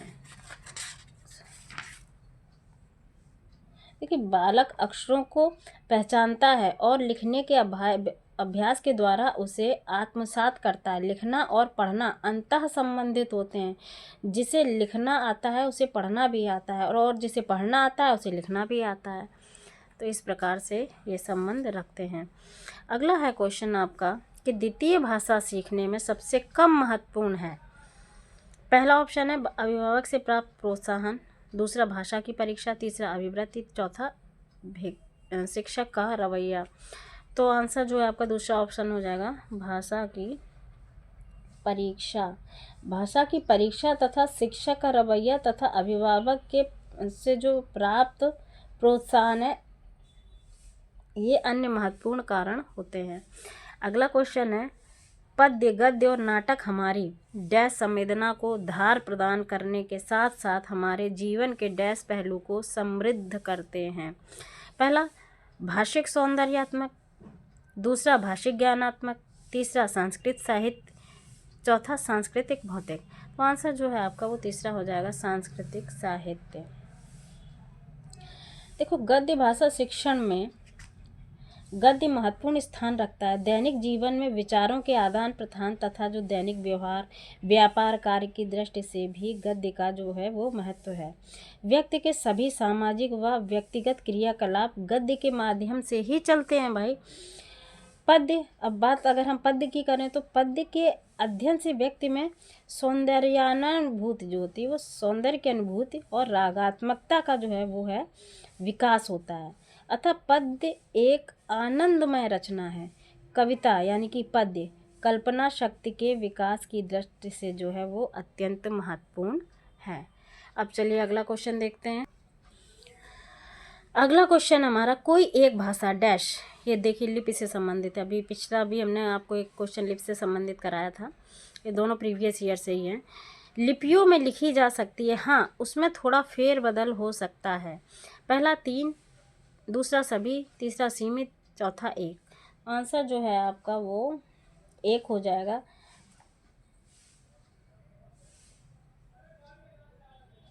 अब चलिए अगला क्वेश्चन देखते हैं। वाणी और लेखन में मूल अंतर यह है कि लिखित भाषा डैश स्तर पर देखी जाती है और डैश होती है। पहला चेतन स्वाभाविक, दूसरा अचेतन स्वाभाविक, तीसरा अचेतन कालबद्ध, या फिर चौथा सचेतन कालबद्ध। तो आंसर जो है आपका वो चौथा हो जाएगा, सचेतन कालबद्ध। अगला क्वेश्चन देखते हैं। अगला क्वेश्चन हमारा कह रहा है कि समावेशी शिक्षा से है ये, कि भाषा कक्षा में समावेशी वातावरण का निर्माण करने के लिए ज़रूरी है कि पहला बच्चों की सभी आवश्यकताओं को पूर्ण किया जाए, दूसरा बच्चों को विविध दृश्य श्रव्य सामग्री उपलब्ध कराई जाए, या फिर तीसरा बच्चों के प्रति अति उदारवादी दृष्टिकोण रखा जाए, फिर चौथा बच्चों की विविध भाषाओं को जो है वो पढ़ाया जाए। तो देखिए यहाँ सीधी सी बात है, विविध भाषाओं को जो है वो पढ़ाया जाए, यानी कि आंसर जो है वो आपका चौथा हो जाएगा।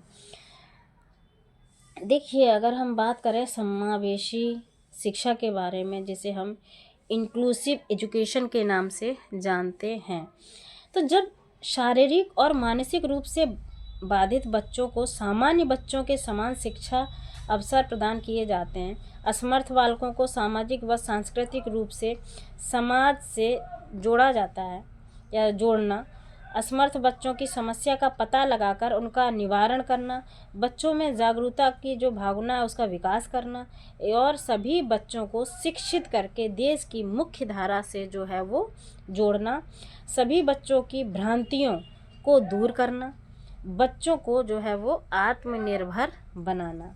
ये हमारी इंक्लूसिव एजुकेशन के अंतर्गत चीज़ें आती हैं। हम आपको बताएं कि जैसे भारत जैसे बड़े देश में बहुत सारी भाषाएं बोली जाती हैं। आप जानते हैं कि आप थोड़ी थोड़ी दूर पे जाएंगे, अलग अलग सब जगह की लैंग्वेज होती है। बच्चों के संप्रत्यय मातृभाषा में ही निर्मित होते हैं। तो अब आजकल देख रहे हैं बच्चे कहाँ से कहाँ पढ़ने जाते हैं, एक स्टेट से दूसरे स्टेट, तो फिर उनको भाषा की प्रॉब्लम आ सकती है। इसलिए वर्तमान शिक्षक का उद्देश्य सभी के लिए समान शिक्षा है। उसमें चाहे विकलांग बालक हो, मानसिक न्यूनता वाला बालक हो, सामान्य बालक हो, प्रतिभाशील बालक हो, सृजनात्मक बालक हो, अतः अध्यापक इसके लिए समावेशी कक्षा को जो है वो लागू करता है। अब अगला क्वेश्चन देखते हैं हम कि उच्च प्राथमिक स्तर पर हिंदी भाषा शिक्षण का सर्वाधिक संबंध है। पहला, पढ़ी सामग्री के बारे में आलोचनात्मक चिंतन से, या फिर दूसरा, हिंदी की व्याकरणिक व्यवस्था को जानने से, या फिर तीसरा, सृजनात्मक लेखन की अनिवार्यता से, या फिर चौथा, हिंदी की ध्वनियों को सिखाने से। तो आंसर जो है आपका पहला ऑप्शन हो जाएगा, पढ़ी सामग्री के बारे में आलोचनात्मक चिंतन से। अगला क्वेश्चन देखते हैं कि भाषा नियमों द्वारा नियंत्रित डैश का माध्यम नहीं है, बल्कि ये हमारी सोच को भी निर्मित करती है। पहला ऑप्शन है आपका सौंदर्यबोध, दूसरा संस्कृति, तीसरा संप्रेषण, चौथा कला। तो आंसर जो है आपका वो संप्रेषण हो जाएगा, यानी कि तीसरा ऑप्शन। देखिए, भाषा का ज्ञान जीवन को परिष्कृत करता है तथा उसमें तार्किकता का जो है वो निर्माण करता है, इसलिए संप्रेषण जो है वो ज़रूरी है। अगला क्वेश्चन देखते हैं। पूनम अपने विद्यार्थियों को पढ़ाते समय दृश्य श्रव्य सामग्री का प्रयोग करती है। इसका प्रमुख कारण है कि वह कक्षा के, पहला ऑप्शन है, सभी बच्चों की आवश्यकताओं को संबोधित करती है, दूसरा है, सभी बच्चों को नियंत्रण में रखती है, तीसरा है, सभी बच्चों की रुचि का ध्यान रखती है, या फिर चौथा, सभी बच्चों का मनोरंजन करती है। तो आंसर जो है आपका तीसरा हो जाएगा, सभी बच्चों की रुचि का जो है वो ध्यान रखती है। 110 नंबर है आपका क्वेश्चन। अगला क्वेश्चन देखते हैं। अगला क्वेश्चन हमारा कह रहा है कि कक्षा 8 के बच्चों का सतत आकलन करने में सबसे अधिक महत्वपूर्ण है। पहला, लिखित परीक्षा, दूसरा, भाषा प्रयोग की क्षमता, तीसरा, मौखिक परीक्षा, चौथा, व्याकरण की जानकारी। तो देखिए, यहाँ कक्षा 8 के बच्चे की बात की जा रही है, तो आपका इसको देखते हुए ये आंसर देना, आपको दूसरा ऑप्शन हो जाएगा, भाषा प्रयोग की जो है वो क्षमता है। देखिए, भाषा प्रयोग की क्षमता द्वारा कक्षा 8 के बच्चों का सतत आकलन सर्वाधिक महत्वपूर्ण है। भाषा प्रयोग की क्षमता द्वारा अध्यापक प्रत्येक छात्र की क्षमता तथा भाषा की जानकारी का जो है वो आकलन कर सकता है। अगला क्वेश्चन देखते हैं। तो अगला क्वेश्चन हमारा क्या कह रहा है कि बच्चे की भाषा समाज के साथ संपर्क का ही परिणाम है, यह विचार किसका है? पहला ऑप्शन है पियाजे, दूसरा चॉम्स्की, तीसरा स्किनर, चौथा वाइगोत्स्की। तो जो हमारा आंसर है वो चौथा ऑप्शन हो जाएगा, वाइगोत्स्की साहब। बच्चे की भाषा का समाज के साथ संपर्क का ही परिणाम है, यह विचार भाषा के संदर्भ में जो है वो वाइगोत्स्की का है। तो अब अगला क्वेश्चन देखते हैं हम। अगला क्वेश्चन है हमारा भाषा अर्जन से। तो भाषा अर्जित करने की स्थिति में बच्चे, पहला ऑप्शन है, भाषिक नियमों को स्वाभाविक रूप से रटते हैं, दूसरा, कभी कोई त्रुटि नहीं करते, तीसरा, अधिकतर त्रुटियां ही करते हैं, या फिर चौथा, भाषिक नियमों को स्वाभाविक रूप से ग्रहण जो है वो करते हैं। तो आंसर जो है आपका वो चौथा हो जाएगा, भाषिक नियमों को स्वाभाविक रूप से जो है वो ग्रहण करते हैं।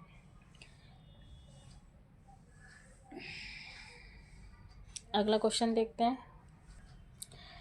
तो अगला क्वेश्चन है हमारा कि रमेश 7वीं कक्षा में पढ़ता है। वह सामान्य बातचीत में ठीक है, लेकिन पढ़ते समय वह बार बार अटकता है। वह संभवतः डैश से ग्रसित है। ये आपका लर्निंग डिसेबिलिटी से संबंधित है। आपको देखिए इतने क्वेश्चन कराए, इतने प्रीवियस ईयर कराए आपने, देखिए हर बार इससे एक क्वेश्चन, एक आपका जेंडर और एक आपका जो डिसेबिलिटी होती है लर्निंग डिसेबिलिटी, इससे आपका एक क्वेश्चन आना ही है आपका। ठीक है, तो आपका जो आंसर है, यहाँ बात हो रही है पढ़ने से संबंधित, तो पहला दिया है डिसकैलकुलिया, डिसग्राफिया, दूसरा तीसरा डिसलेक्सिया, चौथा डिसफेजिया। तो आंसर जो है आपका वो तीसरा हो जाएगा, डिसलेक्सिया। और जो डिसकैलकुलिया है वो आपकी जो गणना संबंधी यानी कि मैथ से जो संबंधित होती है उसके लिए ये होती है। ठीक है, गणित से संबंधित बच्चों के लिए। और लेखन कौशल से संबंधित विकार जो होता है वो डिसग्राफिया होता है। और ये कोई ऐसा नहीं, कोई भी नहीं है ये। चलिए डिसेबिलिटी। चलिए अगला देखते हैं। अगले में हमारा क्या है कि आपको इस प्रकार का एक पद्यांश दिया गया है। ना विरोध कोई, ना बाधा कहीं, ना संदेह कोई, ना व्यवधान कोई, बहुत दूर से है दिशाएं बुलाती, नहीं पथडगर आज अनजान कोई, दिशाएं निमंत्रण मुझे दे रही, दिगंबर खुला सिर्फ मेरे लिए है, नहीं कुछ यहाँ राह को रोक पाए, ना कोई यहाँ जो मुझे टोक पाए। तो इस प्रकार का कुछ जो है आपका वो पद्यांश दिया गया है। इससे संबंधित जो प्रश्न है वो चलिए हम देख लेते हैं कि इससे संबंधित जो प्रश्न है वो क्या है। तो पहला प्रश्न है कि कवि को कोई कह रहा है कि पहला बाधाओं से दूर रहना चाहिए, या फिर दूसरा धरती और आसमान उसके लिए हैं, या फिर तीसरा लक्ष्य अभी बहुत दूर है, या फिर चौथा अजानी हवा में उड़ो। तो आंसर जो है आपका दूसरा ऑप्शन हो जाएगा, धरती और आसमान उसके लिए हैं। अगला देखते हैं। कविता में दो समानार्थी शब्द एक ही वाक्य में आए हैं, वह वाक्य कौन सा है? पहला ऑप्शन है धरा और गगन सिर्फ तेरे लिए हैं, या फिर दूसरा ना अवरोध कोई ना बाधा कहीं, तीसरा ना संदेह कोई ना व्यवधान कोई, चौथा अजानी हवा में उड़ा जा रहा हूँ। तो आंसर जो है आपका दूसरा ऑप्शन हो जाएगा, ना अवरोध कोई ना बाधा कहीं है। अगला क्वेश्चन देखते हैं। तो अगला क्वेश्चन हमारा है,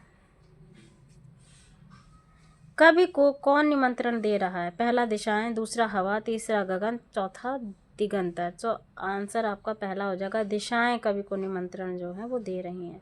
अगला क्वेश्चन है, अर्थ की दृष्टि से शेष से भिन्न शब्द छांटिए। तो पहला है आपका धरा, पथ, डगर, राह। तो आंसर जो है आपका पहला हो जाएगा धरा। अगला क्वेश्चन है, कवि का विजय गीत कौन गा रहा है? पहला ऑप्शन है आकाश, दूसरा धरती, तीसरा दिशाएं, चौथा हवा। तो आपका ऑप्शन हो जाएगा पहला आकाश। 120। अगला क्वेश्चन देख लें, कोई शब्द व्याकरण की दृष्टि से है? पहला भाई ऑप्शन देखते हैं, सर्वनाम है, या फिर विशेषण है, या फिर अव्यय है, या फिर क्रिया है। तो देखिए सर्वनाम जो कोई शब्द जो है वो सर्वनाम के अंतर्गत आता है, तो आपका ये सर्वनाम हुआ। चलिए ये क्वेश्चन थे जो हमने आपको एक और प्रीवियस ईयर के हिंदी सीटेट के लिए कराया। अब चलिए आगे के क्वेश्चन देख सकते हैं, आगे के क्वेश्चन भी देखते हैं। तो देखिए एक और एग्ज़ाम में आपका इस प्रकार का एक पैराग्राफ आया था, गद्यांश जिसे हम कहते हैं, गद्यांश पद्यांश। ये गद्यांश है आपका, जिसे आप देखें। इससे संबंधित जो प्रश्न हैं वो आइए देखते हैं कि इससे संबंधित जो प्रश्न हैं वो क्या है। तो पहला प्रश्न है, कौन सा विकल्प गद्यांश के मुख्य भाव से के सबसे निकट है? पहला साहस और खतरे, दूसरा पहले घर फिर बाहर, तीसरा हिम्मत और ज़िंदगी, या फिर चौथा हिम्मत करे इंसान तो क्या काम है मुश्किल। तो गद्यांश के अकॉर्डिंग जो इसका आंसर है वो चौथा ऑप्शन हो जाएगा कि हिम्मत करे इंसान तो क्या काम है मुश्किल। अगला देखते हैं क्वेश्चन के किस शब्द में उपसर्ग और प्रत्यय दोनों हैं? तो आपका पहला है ऑप्शन प्रारंभ, दूसरा सफलता, तीसरा परिवहन, चौथा कठिनाई। तो आंसर आपका दूसरा ऑप्शन हो जाएगा सफलता। अगला क्वेश्चन देखते हैं। तो अगला क्वेश्चन आपका बोल रहा है, परपीड़न शब्द का गद्यांश में प्रयोग के अनुसार अर्थ है। दूसरों से पीड़ा पहला ऑप्शन, दूसरे में पीड़ा, या फिर तीसरा ऑप्शन है दूसरों की पीड़ा, या फिर चौथा दूसरों को पीड़ा। तो आंसर आपका तीसरा ऑप्शन हो जाएगा दूसरों की पीड़ा जो है वो अर्थ है। अगला क्वेश्चन है कि गद्यांश के प्रारंभ में उद्गृत कथन किसके जीवन का दर्शन बना है? संघर्षशील व्यक्ति का, या फिर रेवती राय के, या फिर तीसरा विवेकानंद के, या फिर चौथा असुरक्षित महिलाओं के? तो आंसर जो है आपका वो रेवती राय के हो जाएगा।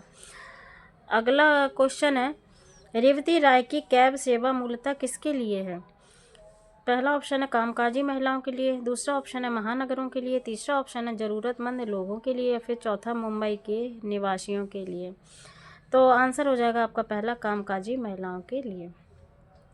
अगला क्वेश्चन है, कामकाजी महिलाओं को प्रायः नित्य ही जूझना पड़ता है। पहला ऑप्शन है मनमानी करने वाले चालकों से, दूसरा परिवहन की समस्याओं से, तीसरा गृहस्थी की समस्याओं से, चौथा परिपीड़क और अपराधी लोगों से। तो आंसर जो है आपका चौथा हो जाएगा, परिपीड़क और अपराधी लोगों से। अगला क्वेश्चन है, कैब सेवा प्रारंभ करने के पीछे कारण था? पहला समाज सेवा की भावना, दूसरा महिलाओं की कठिनाइयाँ, या फिर तीसरा सामाजिक दबाव, या फिर चौथा पारिवारिक विवशता? तो दूसरा ऑप्शन हो जाएगा महिलाओं की कठिनाइयाँ। देखिए मैं आपको जल्दी जल्दी करा रही हूँ, धीमे धीमे कराऊंगी तो टाइम लग जाएगा। मैं चाहती हूँ कि जल्दी से जल्दी आपके कितने मतलब पूरे क्वेश्चन जो हैं वो आपके कम समय में करा दिए जाएं, और आप जल्दी जल्दी एक नज़र इन क्वेश्चनों पे डाल दें तो आप काफ़ी क्वेश्चन कम समय में तैयार कर सकते हैं। तो आइए अगला क्वेश्चन देखते हैं। किस जिंदगी को खतरों और आशंकाओं से भरा जो वो है माना गया है? पहला फौज की कैब संचालन की, दूसरा कामकाजी महिलाओं की, तीसरा महानगरों की, या फिर चौथा सड़क परिवहन की? तो आंसर आपका चौथा हो जाएगा, सड़क परिवहन। तो ये जो आपके अभी हमने क्वेश्चन देखे ये आपके गद्यांश के अंतर्गत थे, जो कि गद्यांश से संबंधित पूछे गए थे। अब हम आगे के क्वेश्चन देखते हैं। इस प्रकार का अब आगे आपको एक पद्यांश दिया गया है। गरजते घन घनन घन घन, नाचता है मोर सा मन, ऐसी पड़ी झरझर झड़ी। इस प्रकार का एक आपका एक कोई पद्यांश दिया गया है, जिसे आप देखें, इससे संबंधित क्वेश्चन देखते हैं। तो पहला क्वेश्चन है आपका, बेसुध है मन कहकर कवि बताना चाहता है कि मन, पहला ऑप्शन है गाने लगता है, दूसरा झूमने लगता है, तीसरा पानी से भीग जाता है, चौथा मस्त हो जाता है? तो आंसर जो है आपका वो चौथा होगा कि मस्त हो जाता है। अगला क्वेश्चन देखते, खेत अंगड़ाइयाँ ले रहे हैं क्योंकि? पहला ऑप्शन है सुबह हो गई है, वे नींद से जाग रहे हैं, दूसरा उन्हें बहुत आनंद आ रहा है, या फिर तीसरा सूर्य दिखाई नहीं दे रहा है, या फिर चौथा सूर्य के सो जाने से उन्हें भी नींद आ रही है? तो आंसर आपका चौथा हो जाएगा, सूर्य के सो जाने से उन्हें भी नींद आ रही है। अगला क्वेश्चन है आपका, गरजते घन घनन घन घन घन में अलंकार है, रूपक, श्लेष, उपमा, या फिर अनुप्रास? तो देखिए आपका जो यहाँ पे अलंकार है वो अनुप्रास अलंकार होगा।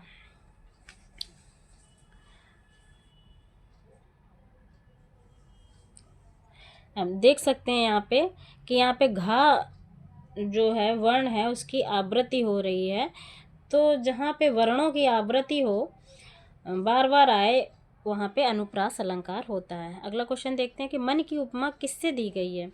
मोर से, सावन से, बादलों से, या फिर वर्षा से? तो आंसर जो है आपका पहला होगा, मोर से। अगला क्वेश्चन है, लिपट कर सो गया सूरज का भाव है कि सूर्य थक गया है, या फिर दूसरा छिप गया है, या फिर तीसरा नींद में है, या फिर चौथा खो गया है? तो फिर आंसर जो है आपका वो दूसरा होगा, छिप गया है। अगला क्वेश्चन देखते हैं, इस पद्यांश से संबंधित आखिरी क्वेश्चन है कि पूर्वाई से क्या आशय है? तो पूर्वाई से आशय में चार ऑप्शन दिए हैं आपके, पूर्व की ओर बहने वाली पवन, मदमस्त करने वाली हवा, या फिर तीसरा है पूर्व से आने वाली वायु, या फिर पूर्व को बहने वाली नदी? तो आंसर जो है आपका तीसरा हो जाएगा, पूर्व से आने वाली वायु। अब देखिए आपके गद्यांश हो गए, पद्यांश हो गए। अब हम पैडागोजी का क्वेश्चन देखते हैं कि पैडागोजी से क्वेश्चन कौन सा पूछा गया था। तो देखिए, कक्षा 8 में पढ़ने वाली नंदिनी लिखते समय वर्तनी की अशुद्धियाँ करती है। भाषा शिक्षक के रूप में आप अपनी क्या जिम्मेदारियाँ मानते हैं? यहाँ बात हो रही है आपकी कक्षा 8 की, कक्षा 8 के बच्चे की आपसे बात की जा रही है। तो आप ऑप्शन एक नज़र देखिए।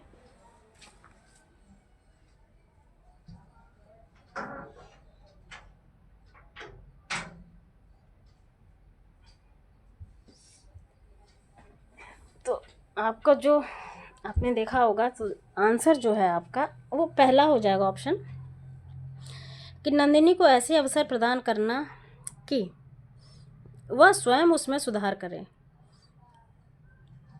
क्योंकि अब कक्षा 8 का बच्चा है, वो बड़ा होता है, तो उसे अवसर देने चाहिए कि वो अपनी चीज़ों को खुद देखे, खुद से करे, खुद से समझे।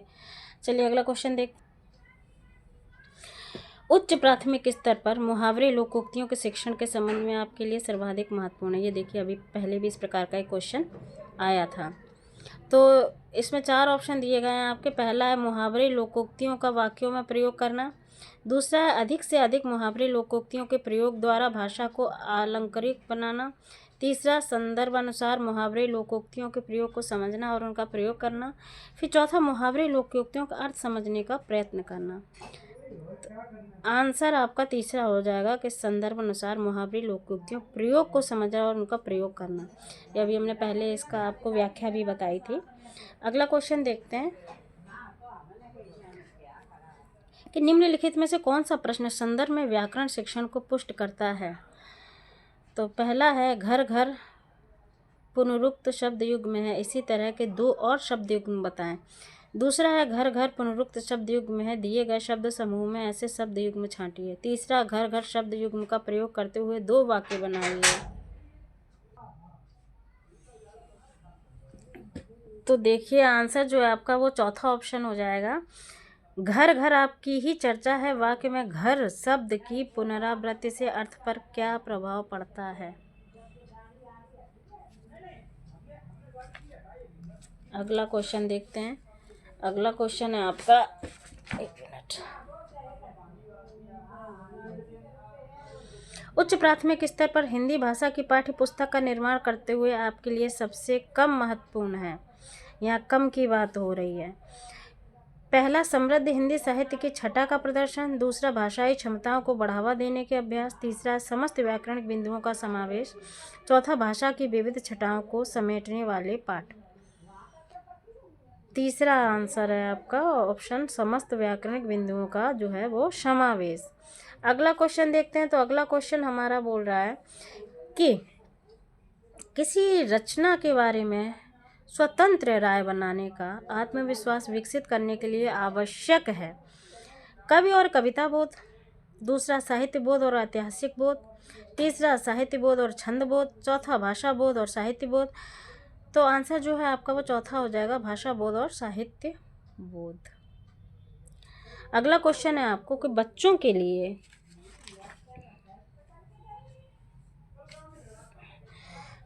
लिए अतिरिक्त पठन सामग्री क्यों विकसित की जाती है। 4 ऑप्शन में पहला ऑप्शन जो है आपका वो है पढ़ने में रुचि जगाने एवं भाषा ज्ञान में वृद्धि के लिए। दूसरा, पढ़ने में रुचि जगाने एवं सामान्य ज्ञान में वृद्धि के लिए। तीसरा, भाषा ज्ञान बढ़ाने एवं साहित्यकारों में रुचि जगाने के लिए। चौथा, भाषा ज्ञान बढ़ाने और सामान्य ज्ञान में रुचि जगाने के लिए। तो आंसर जो है आपका पहला हो जाएगा ऑप्शन, पढ़ने में रुचि जगाने एवं भाषा ज्ञान में वृद्धि के लिए। अगला क्वेश्चन देखते हैं आपका, 111 हो गया।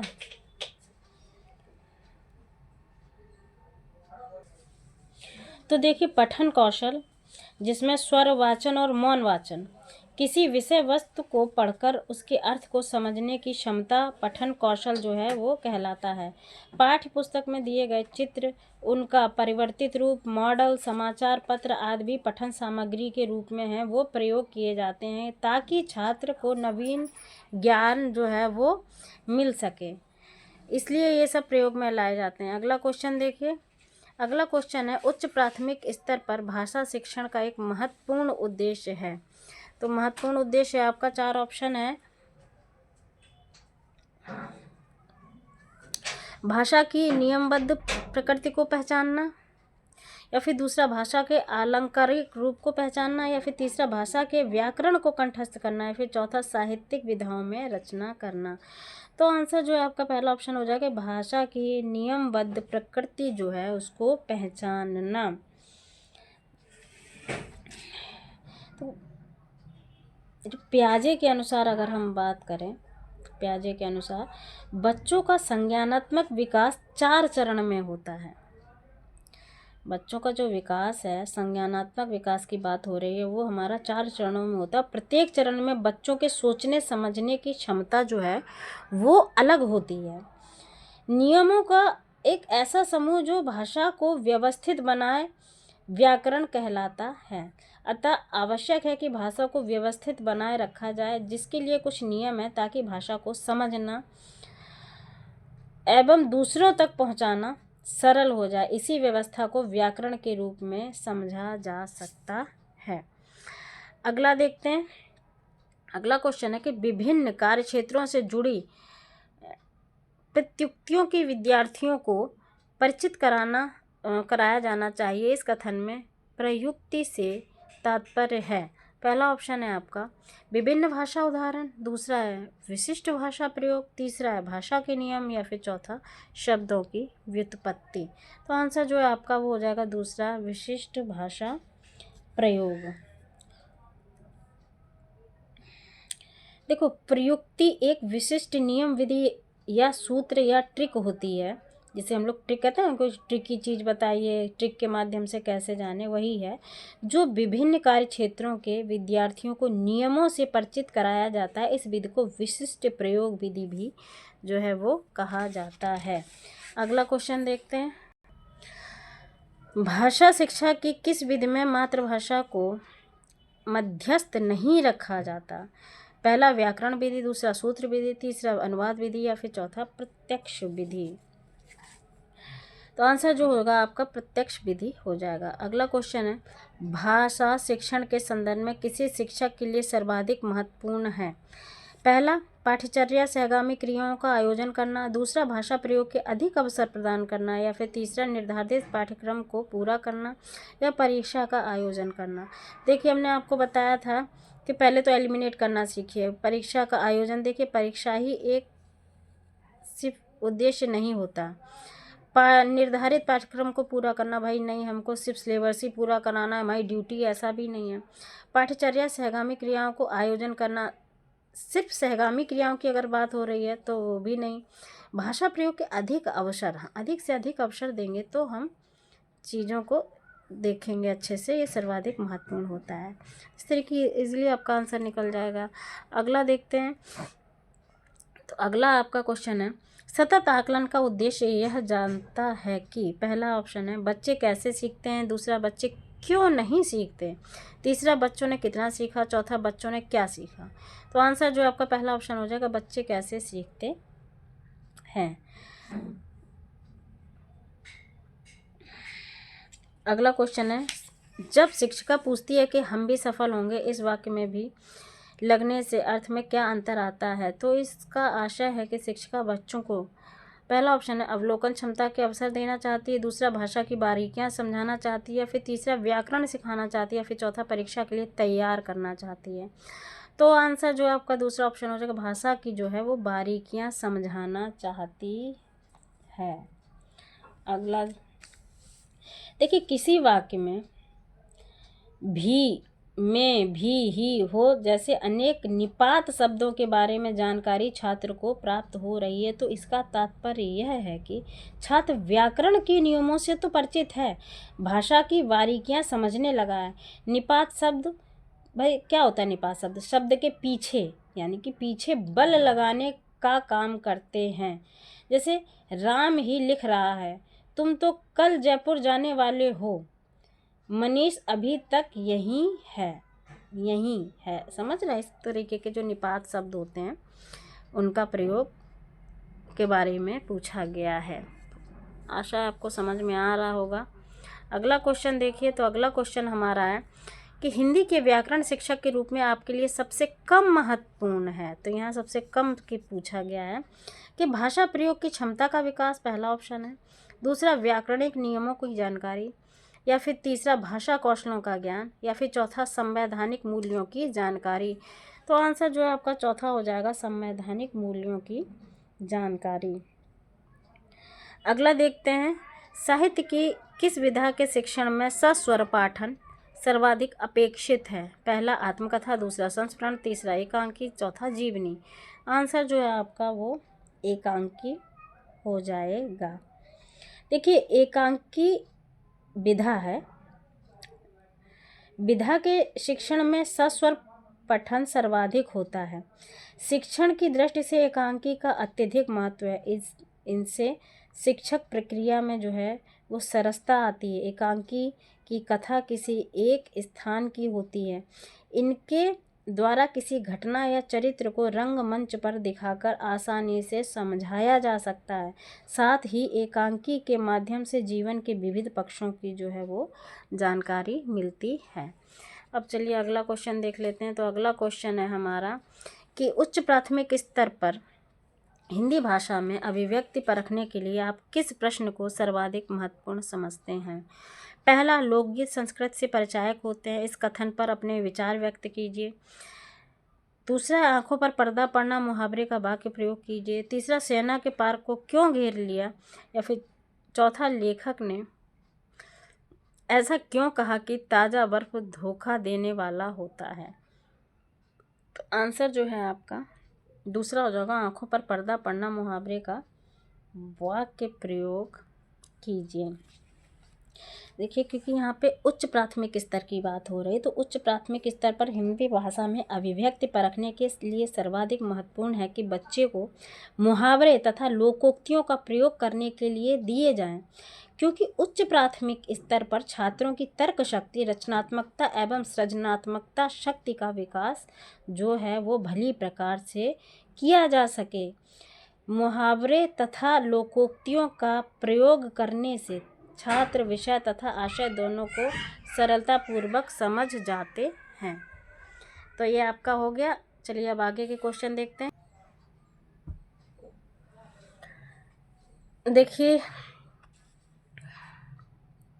एक और पेपर में आपको दिखा रही हूँ, जिसमें कि देखिए इस प्रकार का एक पहले पद्यांश दिया हुआ है, जिसके आपको 91 से लेकर 96 तक आपको इसके अंतर्गत जो क्वेश्चन है उनके आंसर देने हैं। तो इस प्रकार का कुछ आपका जो है वो पद्यांश है, इनसे संबंधित जो क्वेश्चन है वो चलिए देखते हैं। तो पहला क्वेश्चन है कि काव्यांश में चमकीली सुबह का आशय है। पहला ऑप्शन है अंधकार समाप्ति के बाद आशा भरी सुबह। दूसरा, सूर्य की किरणों से चमकती सुबह। तीसरा, सफ़ेद कोहरे सी चमकती सुबह। फिर चौथा, प्रातः काल का समय। तो आंसर जो है आपका पहला हो जाएगा, अंधकार समाप्ति के बाद आशा भरी सुबह। अगला क्वेश्चन है आपका, कवि को विश्वास है कि पहला ऑप्शन है सुबह का समय सदा सुहाना होता है। दूसरा, कल की सुबह आज से अच्छी होगी। तीसरा, सुबह का सूर्य कष्ट दूर करता है। चौथा, आज की सुबह सबसे अच्छी होगी। तो आंसर आपका दूसरा ऑप्शन हो जाएगा, कल की सुबह आज से अच्छी होगी। अगला क्वेश्चन है, कुंठाओं की टहनी छिन्न भिन्न होगी से तात्पर्य है। तो आपको ये पूरी जो लाइन है वो काव्यांश से पूछी गई है। पहला ऑप्शन है दुख की अनुभूति खत्म होगी। दूसरा, पुरानी डाल टूट जाएगी। तीसरा, निराशा दूर होगी। चौथा, मन का दुख दूर होगा। तो आंसर आपका तीसरा हो जाएगा, निराशा दूर होगी। चांदनी का विशेषण है, पहला चटकीली, दूसरा तड़पती, तीसरा गमकती, चौथा महकती। तो चांदनी का जो विशेषण है वो चटकीली होगा। ये इस प्रकार से क्वेश्चन है। चलिए अगला क्वेश्चन देख। तो अगला क्वेश्चन है आपका कि दिल के दरवाजे खुल जाएंगा क्या अर्थ है? तो पहला है आपस में बातें करेगी। दूसरा, दिलों में सबके प्रति मित्रता रहेगी। तीसरा, कोई बात छिपी नहीं रहेगी। चौथा, हृदय से हृदय मिलेंगे। तो आंसर दूसरा हो जाएगा ऑप्शन, दिलों में सबके प्रति जो है वो मित्रता रहेगी। अब अगला क्वेश्चन है कि कुसुम का पर्यायवाची शब्द नहीं है, पूछा है आपसे। तो कमल, प्रसून, पुष्प, सुमन। तो देखिए, कमल जो है वो कुसुम का पर्यायवाची शब्द नहीं है, प्रसून, पुष्प और सुमन जो है वो हैं। अगला क्वेश्चन जो है आपका, ये तो जो क्वेश्चन थे वो आपके पद्यांश से संबंधित थे, पद्यांश पे आधारित प्रश्न थे, उनके उत्तर देने थे आपको। अब इस प्रकार का कुछ गद्यांश देखने के लिए मिलेगा, जिसमें आपको 97 से 105 जो क्वेश्चन है नंबर वो इसके अंतर्गत पूछे जाएंगे। तो आप देखिए, इससे संबंधित चलिए क्वेश्चन देखते हैं। तो क्वेश्चन है आपका, हम पृथ्वी की संतान हैं, इसमें हम से तात्पर्य है संसार के सभी लोग, पहला ऑप्शन। दूसरा, हम सभी नागरिक। या फिर तीसरा, एक खास देश के लोग। या फिर चौथा, हम भारतवासी। तो आंसर जो है वो पहला ऑप्शन हो जाएगा कि संसार के सभी लोग, हम पृथ्वी की संतान हैं से तात्पर्य है। अगला क्वेश्चन देखते हैं। कि पर्यावरण का संधि विच्छेद होगा तो परधन आवरण, दूसरा परधन आवरण, तीसरा परिधन आवरण, चौथा परिधन आवरण। तो आंसर है आपका तीसरा होगा परिधन आवरण। अगला क्वेश्चन है, हम प्रकृति के हृदय को आघात पहुंचाते हैं यदि हम पारिस्थितिकी से छेड़छाड़ करते हैं, पहला ऑप्शन। दूसरा पृथ्वी की खुदाई करते हैं, तीसरा संसाधनों का दोहन करते हैं, तीसरा पृथ्वी से बुरा व्यवहार करते हैं। तो आंसर जो है आपका पहला हो जाएगा, पारिस्थितिकी से छेड़छाड़ करते हैं। अगला क्वेश्चन है, सर्वनाश से उबरा जा सके। उबरा का अर्थ है पहला हटा, दूसरा बचा, तीसरा निपटा, चौथा तैरा। तो आंसर जो है आपका दूसरा हो जाएगा, बचा। अगला क्वेश्चन है, चलिए वो देखते हैं। तो अगला क्वेश्चन है हमारा, गद्यांश में चरितार्थ करना का उल्लेख है, इसका आशय है बहस करना, दूसरा सिद्ध करना, तीसरा अपनाना, चौथा चरित्र चित्रण करना। तो आपका दूसरा ऑप्शन हो जाएगा सिद्ध करना। अगला है, विश्व के सभी देशों से अपेक्षा की गई है कि वे पहला पर्यावरण की रक्षा करें, दूसरा अपने उत्तरदायित्व ईमानदारी से निभाएं, तीसरा व्यक्तिगत प्रयास करें, तीसरा मिलजुल कर रहें। तो आंसर जो है आपका दूसरा हो जाएगा, पहले उत्तरदायित्व ईमानदारी से निभाएं। अगला क्वेश्चन है, अरण्य संरक्षण का जो है वो अर्थ है। तो अरण्य संरक्षण का जो अर्थ है वो वनों की रक्षा है, या फिर प्रकृति की रक्षा है, या फिर पर्यावरण की रक्षा है, या फिर सभी की रक्षा है। तो आंसर जो है आपका पहला ऑप्शन होगा, वनों की रक्षा। अगला क्वेश्चन है, जो संबंध माँ और उसकी संतान में है वही संबंध पृथ्वी और पृथ्वी के निवासियों में है, या फिर माता और पुत्र में, या फिर धरती और सभी देशों में, या फिर प्रकृति और पर्यावरण में है। तो हमें आंसर जो है अपना वो गद्यांश से ही देना है। तो आंसर जो है वो आपका अकॉर्डिंग टू द गद्यांश तो हो जाएगा आपका पृथ्वी और पृथ्वी के निवासियों में। अगला क्वेश्चन है, क्रूर शब्द है। भाई क्रूर शब्द कैसा है, सर्वनाम है, या फिर क्रिया है, या फिर विशेषण है, या फिर आपका संज्ञा है। तो क्रूर शब्द जो है वो आपका विशेषण है। 105 नंबर क्वेश्चन ये जो आपके हैं वो पूरे हो गए हैं, जो गद्यांश पर आधारित थे। अब हम आपके जो हैं वो पेडागोजी के जो क्वेश्चन है वो देखते हैं, जो आपके 106 नंबर से शुरू हो रहे हैं। तो पहला ही जो क्वेश्चन है वो आपका भाषा अर्जन से देखने को मिल रहा है। तो भाषा अर्जन का जो क्वेश्चन है वो भाषा अर्जन में बच्चे भाषा को सहज और स्वाभाविक रूप से सीखते हैं, ये पहला ऑप्शन है। दूसरा, अभ्यास और यांत्रिकता से सीखते हैं, या फिर तीसरा स्वाभाविक और प्रयासपूर्ण तरीके से सीखते हैं, या फिर तीसरा सहजता और अभ्यास से सीखते हैं। तो आंसर जो है आपका वो पहला हो जाएगा, सहज और स्वाभाविक रूप से सीखते हैं। तो देखिए जरा हम भाषा अर्जन से जो संबंधित कुछ चीज़ें हैं उसको हम देख लेते हैं, जो आपके इस प्रकार का अगर क्वेश्चन पूछा गया तो आप आसानी से उसे सॉल्व कर लेंगे। तो देखिए ऐसा है कि भाषा अर्जन में बच्चे भाषा को सहज और स्वाभाविक रूप से जो है वो सीख लेते हैं। भाषा अर्जन उस प्रक्रिया को कहते हैं जिसके द्वारा बालक भाषा को ग्रहण करने एवं समझने की क्षमता है वो अर्जित करता है। भाषा अर्जन में बालक अनेक युक्तियों का जो है वो प्रयोग करता है। जैसे कि इसमें जो युक्तियाँ कौन कौन सी होती हैं आपकी, युक्तियों के अंतर्गत हमारा जो आता है वो सहजता, अनुकरण, अभिव्यक्ति और अभ्यास। तो जो सहजता है वो क्या होती है, चलिए हम सहजता के बारे में देखते हैं। तो सहजता जो है वो भाषा का प्रयोग विशिष्ट स्थितियों एवं संदर्भों में होता है। बालक इन संदर्भों में ही भाषाई प्रयोगों को सुनता है और जो ग्रहण करता है।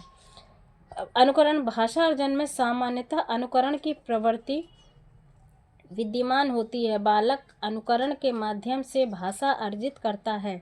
अब अभिव्यक्ति की बात करते हैं। तो अभिव्यक्ति में क्या है कि नवीन भाषाई प्रयोगों को सीखते समय बालक सीखे हुए प्रयोगों को लगातार दोहराते रहते हैं। वस्तुतः इसके मूल में अपने आप को सहज करने की जो व्यग्रता होती है वह अर्जित भाषा प्रयोगों के अभिव्यक्ति के लिए आतुर रहता है। और अभ्यास की अगर हम बात करें तो अभ्यास में यानी कि इसके अंतर्गत भाषा अर्जन में अभ्यास की महत्वपूर्ण भूमिका है। परिवार में माता पिता एवं अन्य सदस्यों के बीच शिशु भाषाई प्रयोगों को सहज रूप से दोहराता रहता है। जो फैमिली में जिनकी जॉइंट फैमिली होती है वहाँ ये अच्छे से सीख सकता है। दोहराने का अभ्यास इतना सहज होता है कि अनुकरण एवं समतंत्र प्रयोग करना कठिन है। तो यही चीज़ है आपका किसी भी भाषा का है। अगर जॉइंट फैमिली है, वहाँ ज़्यादा लोगों से जुड़ेगा, ज़्यादा लोगों से बातें करेगा, ज़्यादा अभ्यास होगा बच्चे का, तो यही सब चीज़ें हैं। अगला देखते हैं कि जो बच्चे विशेष रूप से पढ़ने में कठिनाई महसूस करते हैं वे, ये आपका लर्निंग डिसेबिलिटी से देखिए फिर एक क्वेश्चन आया, यहाँ पढ़ने की कठिनाई से संबंधित है, यानी कि पढ़ने पहला डिस्ग्राफिया से ग्रस्त होते हैं, दूसरा मंद बुद्धि होते हैं या डिसलेक्सिया से ग्रसित होते हैं, सीखने में अक्षम होते हैं। तो देखिए अभी ये पहले भी हमें बताया था कि डिसलेक्सिया से ग्रस्त होते हैं। यहाँ जहाँ पढ़ने की बात हो जाए, पढ़ने में अक्षम बच्चा है तो वहाँ डिसलेक्सिया है उस बच्चे को, और डिसलेक्सिया ही आपका अभी तक के एग्ज़ाम में देखने को मिला है। अगर एक आधी बार छोड़ा जाए तो आप मान के चलिए सबसे ज़्यादा जो क्वेश्चन पूछा गया है वो पढ़ने से संबंधित ही पूछा गया है, यानी कि डिसलेक्सिया से ही संबंधित पूछा गया है। चलिए अब अगला क्वेश्चन देखते हैं, वो है हिंदी भाषा शिक्षक के रूप में आप किसे सबसे अधिक महत्वपूर्ण मानते हैं? पहला, बच्चों को लेखन क्षमता का विकास करना, दूसरा, बच्चों को विभिन्न संदर्भों में भाषा प्रयोग सिखाना, या फिर तीसरा, बच्चों की मौखिक अभिव्यक्ति की क्षमता का विकास करना, या फिर चौथा या अगला, बच्चों को व्याकरण के नियम सिखाना। तो आंसर आपका दूसरा होगा, बच्चों को विभिन्न संदर्भों में भाषा प्रयोग सिखाना। देखिए हिंदी भाषा शिक्षक के लिए बच्चे की लेखन क्षमता का विकास एवं मौखिक अभिव्यक्ति का विकास एवं व्याकरण के नियमों को सिखाने की अपेक्षा सबसे महत्वपूर्ण है कि उन्हें विभिन्न संदर्भों में भाषा प्रयोग जो है वो सिखाया जाए। तो भाषा प्रयोग इम्पोर्टेंट है। अगला हम देखते हैं क्वेश्चन। तो अगला क्वेश्चन में पूछ रहा है कि हिंदी भाषा की बारीकी को सही रूप से में समझने की क्षमता का विकास करने के लिए आप क्या करेंगे? तो पहला ऑप्शन है हिंदी भाषा के विभिन्न प्रयोगों से युक्त सामग्री उपलब्ध करना, दूसरा है संस्कृत निष्ठ हिंदी भाषा से युक्त सामग्री उपलब्ध कराना, तीसरा है हिंदी भाषा के प्राचीनतम प्रयोगों से युक्त सामग्री उपलब्ध कराना, या फिर चौथा गुण अर्थ वाली भाषा से युक्त सामग्री पढ़वाना। तो आंसर आपका पहला ऑप्शन हो जाएगा, हिंदी भाषा के विभिन्न प्रयोगों से युक्त सामग्री उपलब्ध कराना। अगला क्वेश्चन देखते हैं। यहाँ 7वीं कक्षा में पढ़ने वाले बच्चे की बात की जा रही है। तो क्वेश्चन है आपका कि 7वीं कक्षा में पढ़ने वाली रूबी कक्षा में सबसे पहले अपना कार्य समाप्त कर लेती है। हिंदी भाषा शिक्षक के रूप में आप क्या करेंगे? रूबी को दूसरे बच्चों के कार्य की जांच का एकमात्र अधिकारी बताएंगे, या फिर दूसरा, रूबी की दूसरों से तुलना करेंगे, या फिर तीसरा, रूबी को उसकी पसंद का कार्य करने के लिए कहेंगे, या फिर चौथा, रूबी से शांत बैठने के लिए कहेंगे। आंसर आपका तीसरा हो जाएगा ऑप्शन, रूबी को उसकी पसंद का कार्य करने के लिए जो है वो कहेंगे। देखिए रूबी कक्षा में सबसे पहले अपना कार्य समाप्त कर लेती है, तो भाषा शिक्षक के रूप में रूबी को उसकी पसंद का कार्य करने के लिए कहेंगे, जिससे कि उसका मनोबल बना रहेगा तथा अन्य विद्यार्थियों को अपने कार्य के प्रति रुचि बढ़ेगी। अगला क्वेश्चन है, उच्च प्राथमिक स्तर पर भाषा सीखने को प्रभावित करता है। भाई क्या प्रभावित करता है? तो पहला है बच्चों द्वारा किया जाने वाला सुलेख, दूसरा है शिक्षा का भाषा शिक्षण संबंधी रवैया, तीसरा है शिक्षक द्वारा ली गई लिखित परीक्षा, या फिर चौथा है भाषा संबंधी गृह कार्य। तो आंसर आपका दूसरा होगा शिक्षक का भाषा शिक्षण संबंधी जो है वो रवैया। अगला क्वेश्चन देखते हैं, उच्च प्राथमिक स्तर पर हिंदी भाषा शिक्षण के लिए क्या अपेक्षित नहीं है, पूछा गया आपसे। तो पहला ऑप्शन है स्वाध्ययनशीलता का विकास, दूसरा सुनकर शब्दशः दोहराने की क्षमता का विकास, दूसरा भाषा प्रयोग की क्षमता का विकास, तीसरा चिंतनशीलता का विकास। तो आंसर जो है आपका दूसरा हो जाएगा, सुनकर शब्दशः दोहराने की क्षमता का विकास। अगला क्वेश्चन है आपका, उच्च प्राथमिक स्तर पर हिंदी भाषा शिक्षण में सर्वोपरि महत्वपूर्ण सामग्री है। यहाँ उच्च प्राथमिक में सबसे महत्वपूर्ण क्या है? अभ्यास पत्रक, पाठ्यपुस्तक, अभ्यास पुस्तिका, या फिर बाल साहित्य। तो आंसर जो है आपका वो बाल साहित्य हो जाएगा। देखिए उच्च प्राथमिक स्तर पर बाल साहित्य की पुस्तकें हिंदी भाषा शिक्षण के लिए सर्वोपरि महत्वपूर्ण सामग्री, क्योंकि ये शिक्षाप्रद होने के साथ साथ रुचिकर भी होती हैं, साथ ही जीवन की सच्चाइयों में सच्चाइयों से जो है वो परिचित कर बालक के चरित्र निर्माण में सहायक होती हैं, क्योंकि बालकों का मन मक्खन की तरह निर्मल होता है, बहुत सॉफ्ट होता है बच्चों का जो हृदय है। कहानियों और कविताओं के माध्यम से हम उनके मन के वह शक्ति प्रदान करने का जो है वो प्रयास करते हैं इसके मन को, कि जो उनके मन के भीतर संस्कार, समर्पण, सद्भावना और भारतीय संस्कृति के तत्वों को जो है हम बिठा सकें। चलिए अब अगला क्वेश्चन देख लेते हैं। तो अगला क्वेश्चन है हमारा, उच्च प्राथमिक स्तर पर बहुभाषिक कक्षा में बच्चों की भाषाएं। पहला ऑप्शन है, एक संसाधन है, एक कठिन समस्या है, एक पहेली है, एक जटिल चुनौती है। तो आंसर आपका पहला हो जाएगा, एक संसाधन है। देखिए, बहुभाषिकता से अगर बात की जाए तो इससे तात्पर्य कक्षा की उन विशेषता से है जिसमें एक ही कक्षा में अलग अलग भाषिक पृष्ठभूमि के बच्चे लक्ष्य भाषा सीखते हैं। बहुभाषिकता बच्चों के भाषा विकास में सहायक होती है। इसे कक्षा में संसाधन के रूप में देखा जाना चाहिए, ना कि समस्या या बाधा के रूप में। एक शिक्षक द्वारा बच्चों की स्थानीय भाषा को पर्याप्त महत्व तथा सम्मान दिया जाना चाहिए तथा कक्षा में उनकी स्थानीय भाषा की उपेक्षा या अवहेलना जो है वो कभी नहीं करनी चाहिए, क्योंकि बहुभाषिकता ही बच्चों की अस्मिता के निर्माण में सहायक होती है और बच्चों के भाषिक तथा सामाजिक विकास में अत्यंत सहायक होती है। इसलिए जो है उच्च प्राथमिक स्तर पर बहुभाषिक कक्षा में बच्चों की जो है भाषा एक संसाधन का कार्य करती है। तो आशा है आपको प्रश्न समझ में आ रहे होंगे, इनके उत्तर समझ में आ रहे हैं होंगे, और मेरे द्वारा जो आपको थोड़ी बहुत व्याख्या बताई जा रही है, जो मुझे इम्पोर्टेंट लग रही है, वो आप बेहतर ढंग से समझ रहे होंगे। अब चलिए आगे का क्वेश्चन देखते हैं। तो अगला क्वेश्चन है आपका कि उच्च प्राथमिक स्तर पर बच्चों की मौखिक अभिव्यक्ति का सतत आकलन करने के लिए सर्वाधिक उचित तरीका है। भाई क्या तरीका है? पहला प्रश्न पूछना, दूसरा प्रतिक्रिया व्यक्त करना, तीसरा परिचर्या, या फिर तीनों ये सभी। तो देखिए, आपके प्रश्न पूछना, प्रतिक्रिया व्यक्त करना और परिचर्या ये तीनों ही हैं, इसलिए आंसर होगा आपका चौथा ऑप्शन, यानी कि ये सभी। अगला क्वेश्चन है आपका कि भाषा सीखने में सामाजिक अंतःक्रिया का महत्वपूर्ण स्थान इस कथन का संबंध डैश से है। भाई किससे है ये, किसने हमें बताया अंतःक्रिया, सामाजिक अंतःक्रिया? तो पहला आपका है ऑप्शन स्किनर, दूसरा चॉम्स्की, तीसरा वाइगोस्की, चौथा पियाजे। तो आंसर जो है आपका वो हो जाएगा तीसरा, वाइगोस्की साहब। अगर हम वाइगोस्की साहब की बात करें तो चलिए थोड़ा सा उनके बारे में जान लेते हैं, उन्होंने क्या कहा। तो भाषा सीखने में सामाजिक अंतःक्रिया का महत्वपूर्ण स्थान है, यह कथन जो है वाइगोस्की ने भाषा के संबंध में दिया था। उसी प्रकार प्रश्न के जो अन्य विकल्प हैं, जैसे स्किनर के अनुसार है आपका, या फिर चॉम्स्की के अनुसार।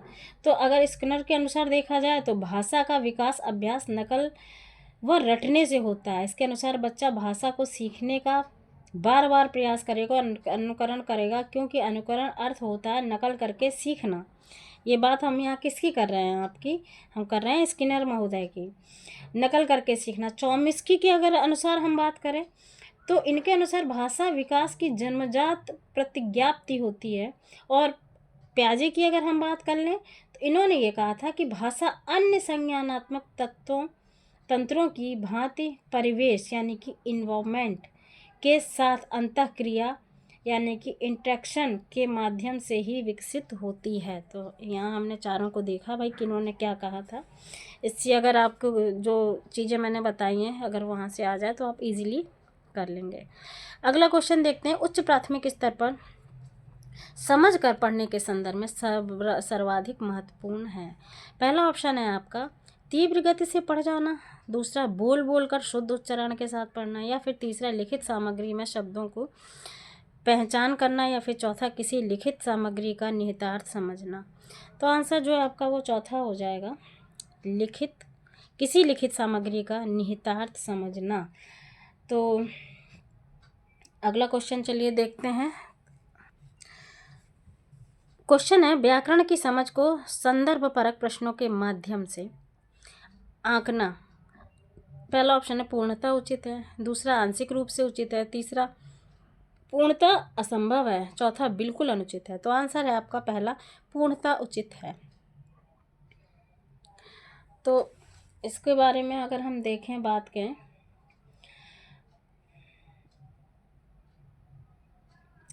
तो डॉक्टर जगर की बात अगर की जाए तो डॉक्टर जगर ने कहा है कि प्रचलित भाषा संबंधी नियमों की शुद्ध व्यवस्था की व्याकरण है। क्या है भाई कि भाषा को विकृति से बचाने के लिए, अगला भाषा के शुद्ध रूप को समझने के लिए, और भाषा की सीमाओं के उल्लंघन होने से बचाने के लिए, और भाषा के सर्वमान्य रूप को सिखाने के लिए, और भाषा के सर्वमान्य रूप को सिखाने के लिए हो गया ये कम शब्दों में शुद्धता पूर्वक अपने भावों को व्यक्त करने के लिए ये पूर्ण उचित है। अगला क्वेश्चन है आपका कि उच्च प्राथमिक स्तर पर बच्चों की हिंदी भाषा की क्षमता के आकलन में प्रकार्यपरक पक्ष पर बल देने का आशय है। पहला, भाषा प्रयोग पर बल देना, दूसरा, भाषा के कार्यों को बढ़ावा देना, तीसरा, भाषा प्रयोग का पक्ष बताना, चौथा, भाषा के कार्यों को सूची बनाना। तो आंसर होगा आपका पहला ऑप्शन हो जाएगा, भाषा प्रयोग पर बल देना। तो चलिए, ये हमने आज एक और पेपर हिंदी का आपका देखा। अब ये भी आपके प्रीवियस ईयर से संबंधित क्वेश्चन थे। आपने इतने क्वेश्चन देखे, इसमें आपको कितने रिपीटेड क्वेश्चन मिले और कितने रिपीटेड थे पर उनको थोड़ा सा घुमा के पूछा गया, कितना आपका भाषा अर्जन से था, कितना आपका जेंडर से था, इस प्रकार के अपने प्रश्नों को देखा। कितना आपका लर्निंग डिसेबिलिटी से था। तो अब इसी प्रकार का चलिए एक और हम प्रीवियस ईयर हल करते हैं, उसके भी जल्दी जल्दी क्वेश्चन करते हैं। चलिए शुरू करते हैं। तो देखिए, आपका एक और गद्यांश आया। इस प्रकार का कुछ आपका गद्यांश है। एक बात मैं आपको बता दूं कि कुछ गद्यांश और कुछ पद्यांश भी रिपीटेड होते हैं, तो आप इस चीज़ का भी विशेष ध्यान रखिएगा। मतलब आपके जस के तस क्वेश्चन हैं वो पूछ दिए जाते हैं। तो अगर आप सीटेट की तैयारी कर रहे हैं तो भी ठीक है, अगर अन्य किसी एग्ज़ाम की तैयारी कर रहे हैं जिसमें आपके गद्यांश और पद्यांश आते हैं, जैसे आपका एलटी में भी आ सकता है, आपका जीआईसी में भी आएगा, तो उसमें आप यहाँ से जो गद्यांश और पद्यांश हम करा रहे हैं इनको आप उठा करके देख सकते हैं। इनसे संबंधित जो क्वेश्चन है वो आप देखिए कि किस प्रकार के क्वेश्चन पूछे गए थे, तो उसमें भी ये आपके सहायक हैं। तो चलिए, इस प्रकार का कुछ गद्यांश है, ये हम आपका सीटेट का करा रहे हैं। जिसे आप देखिए, अब इससे संबंधित जो प्रश्न हैं वो हम देखते चलते हैं। तो पहला जो प्रश्न है वो है कि गद्यांश में क्रिसमस के लिए वाइट क्रिसमस शब्द इसलिए आया है क्योंकि, पहला ऑप्शन है, तो पहला ऑप्शन में क्या दिया है, क्रिसमस के अवसर पर सब लोग सफ़ेद रंग के कपड़े पहनते हैं। दूसरा, क्रिसमस के अवसर पर सब सफ़ेद केक खाते हैं। तीसरा, क्रिसमस के अवसर पर बहुत बर्फ़ पड़ती थी। तीसरा, क्रिसमस का असली नाम यही है। तो आंसर आपका तीसरा ऑप्शन होगा, क्रिसमस के अवसर पर बहुत बर्फ़ जो है वो पड़ी थी। अगला क्वेश्चन है कि जाड़े के दिनों में पानी का रिसना, पहला ऑप्शन है हमेशा ज़्यादा होता है, दूसरा इस बार ज़्यादा था, तीसरा कभी कभी होता है, या फिर चौथा इस बार कम था। तो आंसर जो आपका दूसरा हो जाएगा, इस बार ज़्यादा था। अगला क्वेश्चन देखते हैं। तो अगला क्वेश्चन है आपका कि संतोष की क्या बात थी। पहला, शाम को ठंड का प्रभाव ज़्यादा नहीं था। दूसरा, सुबह ठंड का प्रभाव बिल्कुल नहीं था। तीसरा, शाम को बारिश रुक गई। चौथा, शाम को बारिश कम होने लगी। तो आंसर आपका चौथा हो जाएगा, शाम को बारिश कम होने लगी। अगला है, गद्यांश के अनुसार बर्फ़ कब से गिरनी शुरू हुई। पहला, 22 दिसंबर की शाम को। दूसरा, 22 दिसंबर की सुबह। तीसरा, 24 दिसंबर की शाम। चौथा, 24 दिसंबर की सुबह। तो आंसर आपका पहला ऑप्शन हो जाएगा, 22 दिसंबर की शाम से। अगला क्वेश्चन है आपका जिसमें कहा गया है कि पानी की आपूर्ति क्यों नहीं हो पाई। तो पानी की, पहला ऑप्शन, पानी पर्याप्त मात्रा में नहीं था। दूसरा, पानी नलों में जम गया था। तीसरा, पानी फट गया था। चौथा, बर्फ़ धीमी गति से पिघल रही थी। तो आंसर आपका दूसरा ऑप्शन हो जाएगा, पानी नलों में जम गया था। अगला क्वेश्चन है, गद्यांश के आधार पर कहा जा सकता है कि, क्या कहा जा सकता है। पहला ऑप्शन, पहाड़ों का जीवन आसान है। दूसरा, पहाड़ों पर हमेशा त्यौहार मनाए जाते हैं। तीसरा, पहाड़ों पर जीवन व्यतीत करना कठिन होता है। या फिर चौथा, पहाड़ों पर हमेशा बर्फ़ जमी रहती है। तो तीसरा ऑप्शन होगा आंसर आपका, पहाड़ों पर जीवन व्यतीत करना कठिन होता है।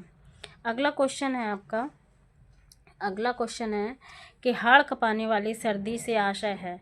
क्या आशय है भाई? पहला ओट कँपाने वाली सर्दी, दूसरा हाथ कँपाने वाली, तीसरा सिर कँपाने वाली, या फिर चौथा हड्डी कँपाने वाली सर्दी। तो आंसर आपका चौथा ऑप्शन हो जाएगा, हड्डी कँपाने वाली सर्दी। 98 नंबर अगला क्वेश्चन है, उत्साह शब्द है, क्या है? भाववाचक संज्ञा, सकर्मक क्रिया, गुणवाचक विशेषण या संबंधवाचक सर्वनाम। तो आपका जो है आंसर इसका भाववाचक संज्ञा हो जाएगा। जो सर्वनाम शब्द किसी अन्य उपवाक्य में प्रयुक्त किए जाते हैं आपके, वो संबंधवाचक कहलाते हैं। भाववाचक की अगर हम बात करें तो उत्साह शब्द में भाववाचक संज्ञा आपकी है। जो शब्द पदार्थों की अवस्था, गुण, दोष, धर्म, दशा, स्वभाव आदि का बोध कराते हैं उन्हें भाववाचक संज्ञा कहते हैं। जैसे चढ़ाई, मुस्कुराहट, उत्साह, परायापन, त्यास, चोरी, क्रोध, सुंदरता आदि। तो इसलिए आपका भाववाचक संज्ञा होगा। अगला क्वेश्चन है, घर का बहुवचन रूप है। तो घर का जो बहुवचन रूप है वो है आपका घरों, घर, घरें, घराएं। तो बताइए क्या होगा? तो घर का बहुवचन जो है वो घर ही होता है। अगला क्वेश्चन देखिए, तो ये तो हमारे थे गद्यांश पे आधारित प्रश्न जो यहीं तक थे। अब आगे जो है वो 100 से लेकर 105 तक आपको पद्यांश दिया गया है, उस पे आधारित प्रश्न होंगे। ये पद्यांश है, आप देखें इस पे जो आधारित प्रश्न है, चलिए हम उनको देख लेते हैं। तो पहला प्रश्न जो है हमारा वो है, हवा क्यों तिलमिला रही है? पहला, दिए के चलने से, दूसरा दिए के निरंतर जलने से, तीसरा दिए के स्नेह से, या फिर चौथा अंधकार होने से। तो आंसर आपका दूसरा हो जाएगा ऑप्शन, दिए के निरंतर जलने से। अगला क्वेश्चन है, ईद का चांद किसे कहा गया है? पहला मज़ार को, दूसरा दर्शनीय स्थल को, तीसरा शहीद को, या फिर नौजवानों को। तो आंसर आपका हो जाएगा तीसरा, शहीद को। अगला क्वेश्चन है कि शहीद की कौन सी विशेषता बताई गई है? तो पहला ऑप्शन है वह सच्चा इंसान था, दूसरा वह तलवारबाजी में निपुण था, तीसरा ईद के दिन पैदा हुआ था, चौथा उसे अपने ऊपर बहुत घमंड था। आंसर जो आपका पहला ऑप्शन हो जाएगा कि वह सच्चा इंसान था। अगला क्वेश्चन है, कविता में अंधकार शब्द से क्या आशय है? पहला ऑप्शन तम, दूसरा रात्रि, तीसरा बुराइयां, चौथा चुनौती। तो आंसर आपका तीसरा ऑप्शन हो जाएगा बुराइयां। अगला क्वेश्चन है, दर्शनीय शब्द में प्रत्यय है। तो दर्शनीय शब्द में प्रत्यय है ईय, नीय, ईय या फिर या। तो आंसर आपका पहला हो जाएगा, दर्शनीय में ईय प्रत्यय है, दर्शनीय यानी कि ईय। अब चलिए अगला क्वेश्चन देखते हैं, हवा का पर्यायवाची शब्द नहीं है पूछा गया है। पहला ऑप्शन है अनिल, दूसरा मारुत, तीसरा समीर, चौथा अनल। तो अनल होगा, मारुत, समीर, अनिल ये हवा के होते हैं। जो अनल है वो अग्नि का पर्यायवाची है। चलिए अब अगला देखते हैं। तो अगला हमारा जो है वो पैडागॉजी से संबंधित क्वेश्चन है। तो पैडागॉजी का पहला क्वेश्चन देखते हैं कि भारत के संबंध में कौन सा कथन सही नहीं है या नहीं पूछा, भाषा के संबंध में नहीं है पूछा गया है। तो पहला ऑप्शन है भारत की भाषिक विविधता एक जटिल चुनौती है, फिर दूसरा बहुभाषिकता बच्चे की अस्मिता का निर्माण करती है, फिर तीसरा भाषाएं आपस में संवाद करती है, फिर चौथा भाषागत विविधता एक समस्या है। तो आंसर जो है आपका वो चौथा हो जाएगा कि भाषागत जो विविधता है वो आपकी जो है वो एक समस्या है। तो ये किसी भी देश के लिए जो भाषागत विविधता है वो एक समस्या नहीं, देखिए आपको नहीं है पूछा है, ठीक है, क्योंकि देखिए आपको जैसा हम बताएं कि किसी भी देश के लिए जो भाषागत विविधता है वो समस्या नहीं है। बहुभाषिकता बच्चे की अस्मिता का निर्माण करती है, आपस में जो है वो संवाद करती है। ये हमने आपको अभी पहले भी इस प्रकार की थोड़ा सा इसके बारे में बताया था। अब चलिए अगला क्वेश्चन देखते हैं। नेहा अपनी बात कहते समय अपनी मातृभाषा के शब्दों का प्रयोग करती है, आप क्या करेंगे? पहला, लक्ष्य भाषा के शब्द का प्रयोग करते हुए सहजता से उसके वाक्यों को दोहराएंगे, या फिर दूसरा उसे डांटेंगे कि वो अपनी भाषा के शब्दों का प्रयोग ना करे, या फिर तीसरा उसे बताएंगे कि किसी शब्द विशेष को क्या कहते हैं, या फिर चौथा उसे बताएंगे कि ये शब्द गलत हैं। तो देखिए एलिमिनेशन से ये इस क्वेश्चन को देखते हैं। देखिए उससे ये नहीं कहेंगे कि ये शब्द गलत हैं, भाई वो अपनी भाषा में बात कर रही है। हमारे यहाँ उस किसी भी चीज़ को कुछ बोलते हैं, उनके यहाँ किसी भी चीज़ को कुछ नाम से पुकारा जाता है, तो उसे नहीं कहेंगे गलत है, वो अपनी जगह सही है। उसे बताएंगे कि किसी शब्द विशेष को क्या कहते हैं, नहीं उसे हम ये नहीं कहेंगे कि नहीं तुम्हारा नहीं, हम जो बता रहे हैं वो सही है, ऐसा नहीं है। उसे डांटेंगे कि वो अपनी भाषा के शब्दों का प्रयोग ना करे। भाई कैसे नहीं करेगी, वहीं से आ रही, वहीं पली बड़ी है, मातृभाषा है उसकी। अब लक्ष्य भाषा के शब्द का प्रयोग करते हुए सहजता से उसके वाक्य को दोहराएंगे। बिल्कुल सही, हमें यहाँ लक्ष्य भाषा की बात हो रही है, तो आपका ये सही हो जाएगा। देखो नेहा को अपनी मातृभाषा और लक्ष्य भाषा दोनों का प्रयोग करने के लिए उचित अवसर दिए जाएं, ताकि नेहा भाषा के जटिल रूप को भी जो है वो सहजता के साथ सीख सके, स्वीकार कर सके और अपने शब्द भंडार में विस्तार कर भाषा के जो अनेक रूप हैं उससे है वो बच्चा परिचित हो सके। यहाँ नेहा की बात की जा रही है, ठीक है। अगला क्वेश्चन है वो देखते हैं क्या कह रहा है। अगला क्वेश्चन है हमारा, भाषा की कक्षा में यह जरूरी है कि क्या। पहला ऑप्शन है भाषा की पाठ्य पुस्तक पर विशेष ध्यान दिया जाए। दूसरा, बच्चे मानक भाषा में ही बातचीत करें। तीसरा, भाषिक पृष्ठभूमि के आधार पर किसी को पीछे न छोड़ा जाए। चौथा, बच्चों की अधिक से अधिक परीक्षाएं ली जाएं। आंसर आपका तीसरा हो जाएगा, भाषिक पृष्ठभूमि के आधार पर ही किसी को पीछे न छोड़ा जाए। अगला क्वेश्चन है आपका, उच्च प्राथमिक स्तर पर भाषा शिक्षण का उद्देश्य है। पहला, व्याकरण के नियमों को कंठस्थ कराया जाए। दूसरा है आपका, भाषा की विभिन्न संरचनाओं का यांत्रिक अभ्यास कराना। तीसरा है आपका, सभी साहित्यिक विधाओं में लेखन की कुशलता विकसित करना। या फिर चौथा, भाषा की बारीकी और सौंदर्य बोध को समझने की क्षमता का विकास करना। आंसर आपका चौथा ऑप्शन हो जाएगा कि भाषा की बारीकी और सौंदर्य बोध को समझने की क्षमता का जो है विकास करना। अगला क्वेश्चन कह रहा है कि भाषा शिक्षण में पाठ्य पुस्तकों के अतिरिक्त कौन सा सबसे कम प्रभावी पूछा गया है यहाँ। तो पहला, प्रश्नों के उत्तर लिखना। दूसरा, संबंध अदायगी। तीसरा, परिचर्या करना। तीसरा, घटना वर्णन करना। तो ये तीनों तो ठीक है। अगर कम की बात की जाए तो पहला ऑप्शन हो जाएगा प्रश्नों के उत्तर लिखना, यही आपका आंसर होगा, पहला ऑप्शन। अगला क्वेश्चन है, हर व्यक्ति को मैंने ही सच्चाई दिखाई वाक्य पर चर्चा करने का उद्देश्य है। भाई क्या उद्देश्य है। पहला ऑप्शन है, बच्चों को संज्ञा के प्रयोग का ज्ञान कराना। बच्चों को सर्वनाम के प्रयोग का ज्ञान कराना। बच्चों को क्रिया के प्रयोग का ज्ञान कराना। या फिर बच्चों को भाषा की नियमबद्ध प्रकृति को पहचान और उसका विश्लेषण करना सिखाना। तो आंसर जो है आपका वो चौथा ऑप्शन हो जाएगा कि बच्चों को भाषा की नियमबद्ध प्रकृति की पहचान और उसका विश्लेषण करना जो है वो हमें सिखाना है। अगला क्वेश्चन है कि लेखन क्षमता का विकास करने के संदर्भ में आपके लिए सबसे अधिक महत्वपूर्ण। तो चलिए सबसे अधिक महत्वपूर्ण क्या है। पहला, सुंदर लेखन का अभ्यास। नहीं, जरूरी नहीं है सुंदर हो। मानक वर्तनी का प्रयोग, बिल्कुल ऐसा भी नहीं।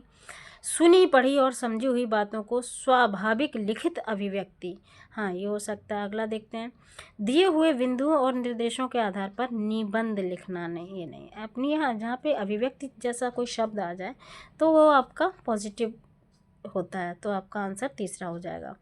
अगला क्वेश्चन है कि भाषा की पाठ्य पुस्तकों में हिंदीतर भाषाओं को भी जगह मिलनी चाहिए। इस कथन के समर्थन में कौन सा तर्क काम करेगा। पहला, इससे भाषाओं के बीच द्वंद्व नहीं होगा। इससे भाषागत विविधता को सही रूप में संबोधित किया जा सकता है। या फिर तीसरा, इससे भारत की सभी भाषाओं को स्थान दिया जा सकेगा। या फिर चौथा, इससे त्रिभाषा सूत्र का पालन जो है वो किया जा सकता है। आंसर जो आपका वो दूसरा हो जाएगा, इससे भाषागत विविधता को सही रूप में संबोधित किया जा सकता है। अगला क्वेश्चन देखते हैं, पूरक पठन सामग्री का उद्देश्य है। पहला ऑप्शन है भाषा की नियमबद्धता को सिखाना। दूसरा ऑप्शन है शिक्षक की सहायता से बच्चों को पढ़ाना सिखाना। अगला है द्रुत गति से पठन की योग्यता का विकास करना। या फिर चौथा, सहपाठियों की सहायता से पढ़ना सिखाना। तो आंसर जो है आपका वो तीसरा हो जाएगा, द्रुत गति से पठन की योग्यता का जो है वो विकास करना। अगला क्वेश्चन देखते हैं कि हिंदी भाषा के प्रथम प्रश्न पत्र में आप किस सवाल को सबसे बेहतर मानते हैं? संज्ञा की परिभाषा बताइए, या फिर लाल बहादुर शास्त्री के बचपन का नाम बताइए, या फिर बाबा भारती क्यों उदास थे, या फिर चौथा, अगर आप बाबा भारती की जगह होते तो क्या करते? तो आंसर जो है आपका वो चौथा हो जाएगा, अगर आप बाबा भारती की जगह होते तो आप क्या करते। आपके इतने क्वेश्चन हो गए। अगला देखते हैं, कविता शिक्षण के संदर्भ में आप किस बिंदु को सर्वाधिक महत्व देते हैं? पहला, कविता का एक निश्चित अर्थ होता है। दूसरा, कविता एक से अधिक अर्थ हो सकते हैं। तीसरा, कविता में सामाजिक परिस्थितियों की झलक नहीं होती। चौथा, कविता में राजनीतिक परिस्थितियों की झलक नहीं होती। आंसर जो है आपका वो दूसरा हो जाएगा, कविता एक से अधिक अर्थ हो सकते हैं। अगला क्वेश्चन देखते हैं, कोई भी भाषा पुस्तक तभी सफल मानी जाएगी जब वह पहला ऑप्शन है, वह बच्चों में साहित्य की धरोहर और वर्तमान साहित्य के प्रति उत्सुकता बनाए। दूसरा, वह बच्चों को प्राचीन साहित्य की पूरी जानकारी दे। या फिर तीसरा, वह बच्चों को व्याकरण के नियमों से परिचित कराए। या फिर चौथा, वह बच्चों को केवल प्रसिद्ध साहित्य से परिचित कराए। तो आंसर आपका पहला ऑप्शन हो जाएगा, वह बच्चों में साहित्य की धरोहर और वर्तमान साहित्य के प्रति उत्सुकता बनाए। अगला क्वेश्चन देख लेते हैं, भाषा की कक्षा को एक समावेशी कक्षा बनाने के लिए यह आवश्यक है कि पहला ऑप्शन है, पाठ्यक्रम को कम कर दिया जाए। दूसरा, भाषाई कुशलताओं का आकलन न किया जाए। या फिर तीसरा, विभिन्न प्रकार के दृश्य श्रव्य सामग्री का उपयोग किया जाए। या फिर चौथा, पाठ्य पुस्तक के पाठ कम कर दिए जाएं। तो आंसर जो है आपका वो तीसरा हो जाएगा, ऑप्शन विभिन्न प्रकार की दृश्य श्रव्य सामग्री का उपयोग किया जाए। आपका देखिए, भाषा की कक्षा को समावेशी कक्षा बनाने के लिए यह आवश्यक है कि उसमें विभिन्न प्रकार की दृश्य श्रव्य सामग्री का उपयोग किया जाए, क्योंकि एक समावेशी कक्षा में जहां सभी विद्यार्थी मौजूद हों वहां दृश्य श्रव्य सामग्री का प्रयोग करने से बच्चों के ध्यान को केंद्रित किया जा सकता है। इसके द्वारा मिला ज्ञान बच्चों में लंबे समय तक जो है वो विद्यमान रहता है। अगला क्वेश्चन देखते हैं, अंतःवाक की संकल्पना किससे संबंधित है या संबद्ध है? पहला है चॉम्स्की से, दूसरा बैगोस्की से, तीसरा पावलोव से, या फिर चौथा स्किनर से। तो आंसर जो है आपका दूसरा हो जाएगा, बैगोस्की से। अगला क्वेश्चन है, भारत भाषा और चिंतन में संबंध होता है, यह कथन पूर्णतः सही है, पहला ऑप्शन, या फिर आंशिक रूप से सही है, या फिर पूर्णतः गलत है, या फिर व्यर्थ का ही है? तो आंसर जो है आपका वो पहला हो जाएगा कि ये कथन पूर्णतः जो है वो सही है। देखिए, भाषा और चिंतन में संबंध होता है, यह कथन पूर्णतः सही है, क्योंकि भाषा चिंतन करने की वस्तु है। भाषा को हम जितना अधिक प्रयोग करेंगे उतनी ही अधिक वस्तुनिष्ठता प्रमाणिक होगी, और यह चिंतन के द्वारा ही संभव हो सकता है। मनुष्य सदैव भाषा में ही चिंतन करता है, बिना भाषा के चिंतन करना जो है वो असंभव होता है। तो चलिए, आपने इतने क्वेश्चन देखे और काफ़ी लग रहा है कि मैंने क्वेश्चन करा दिए हैं। यहाँ से आप पूरी सीरीज़ देखिए, पार्ट 1 भी देखिए, पार्ट 2 भी देखिए। जहाँ तक मुझसे हो सका है मैंने क्वेश्चनों को सॉल्व कराया है, प्रीवियस ईयर से भी लिया है, कुछ इधर उधर से भी क्वेश्चनों को लिया है सीटेट का, और ये सब हिंदी के क्वेश्चन है। और यहाँ से आपको बड़ी संख्या में आपको रिपीटेड क्वेश्चन मिलेंगे, तो एक बार आप इस सीरीज़ को ज़रूर देखें। और अगर आपको ये वीडियो अच्छा लगे तो आप इसे लाइक ज़रूर करें, जिससे हम क्या है कि मोटिवेट होते हैं और हमें थोड़ी नई वीडियो बनाने के लिए मोटिवेशन मिलता है। शेयर करें, अगर मेरे चैनल पे नए हैं तो चैनल को सब्सक्राइब ज़रूर करें। मिलते हैं इसी प्रकार के एक नए वीडियो में एक अलग सब्जेक्ट के साथ। अगर इसमें कुछ रह जाता है और मुझे कुछ इंपॉर्टेंट क्वेश्चन कहीं से मिलते हैं तो मैं इसका एक और पार्ट लेके आ जाऊंगी। और इसी के साथ आज के वीडियो में बस इतना ही। मिलते हैं एक नए वीडियो के साथ, तब तक के लिए नमस्कार।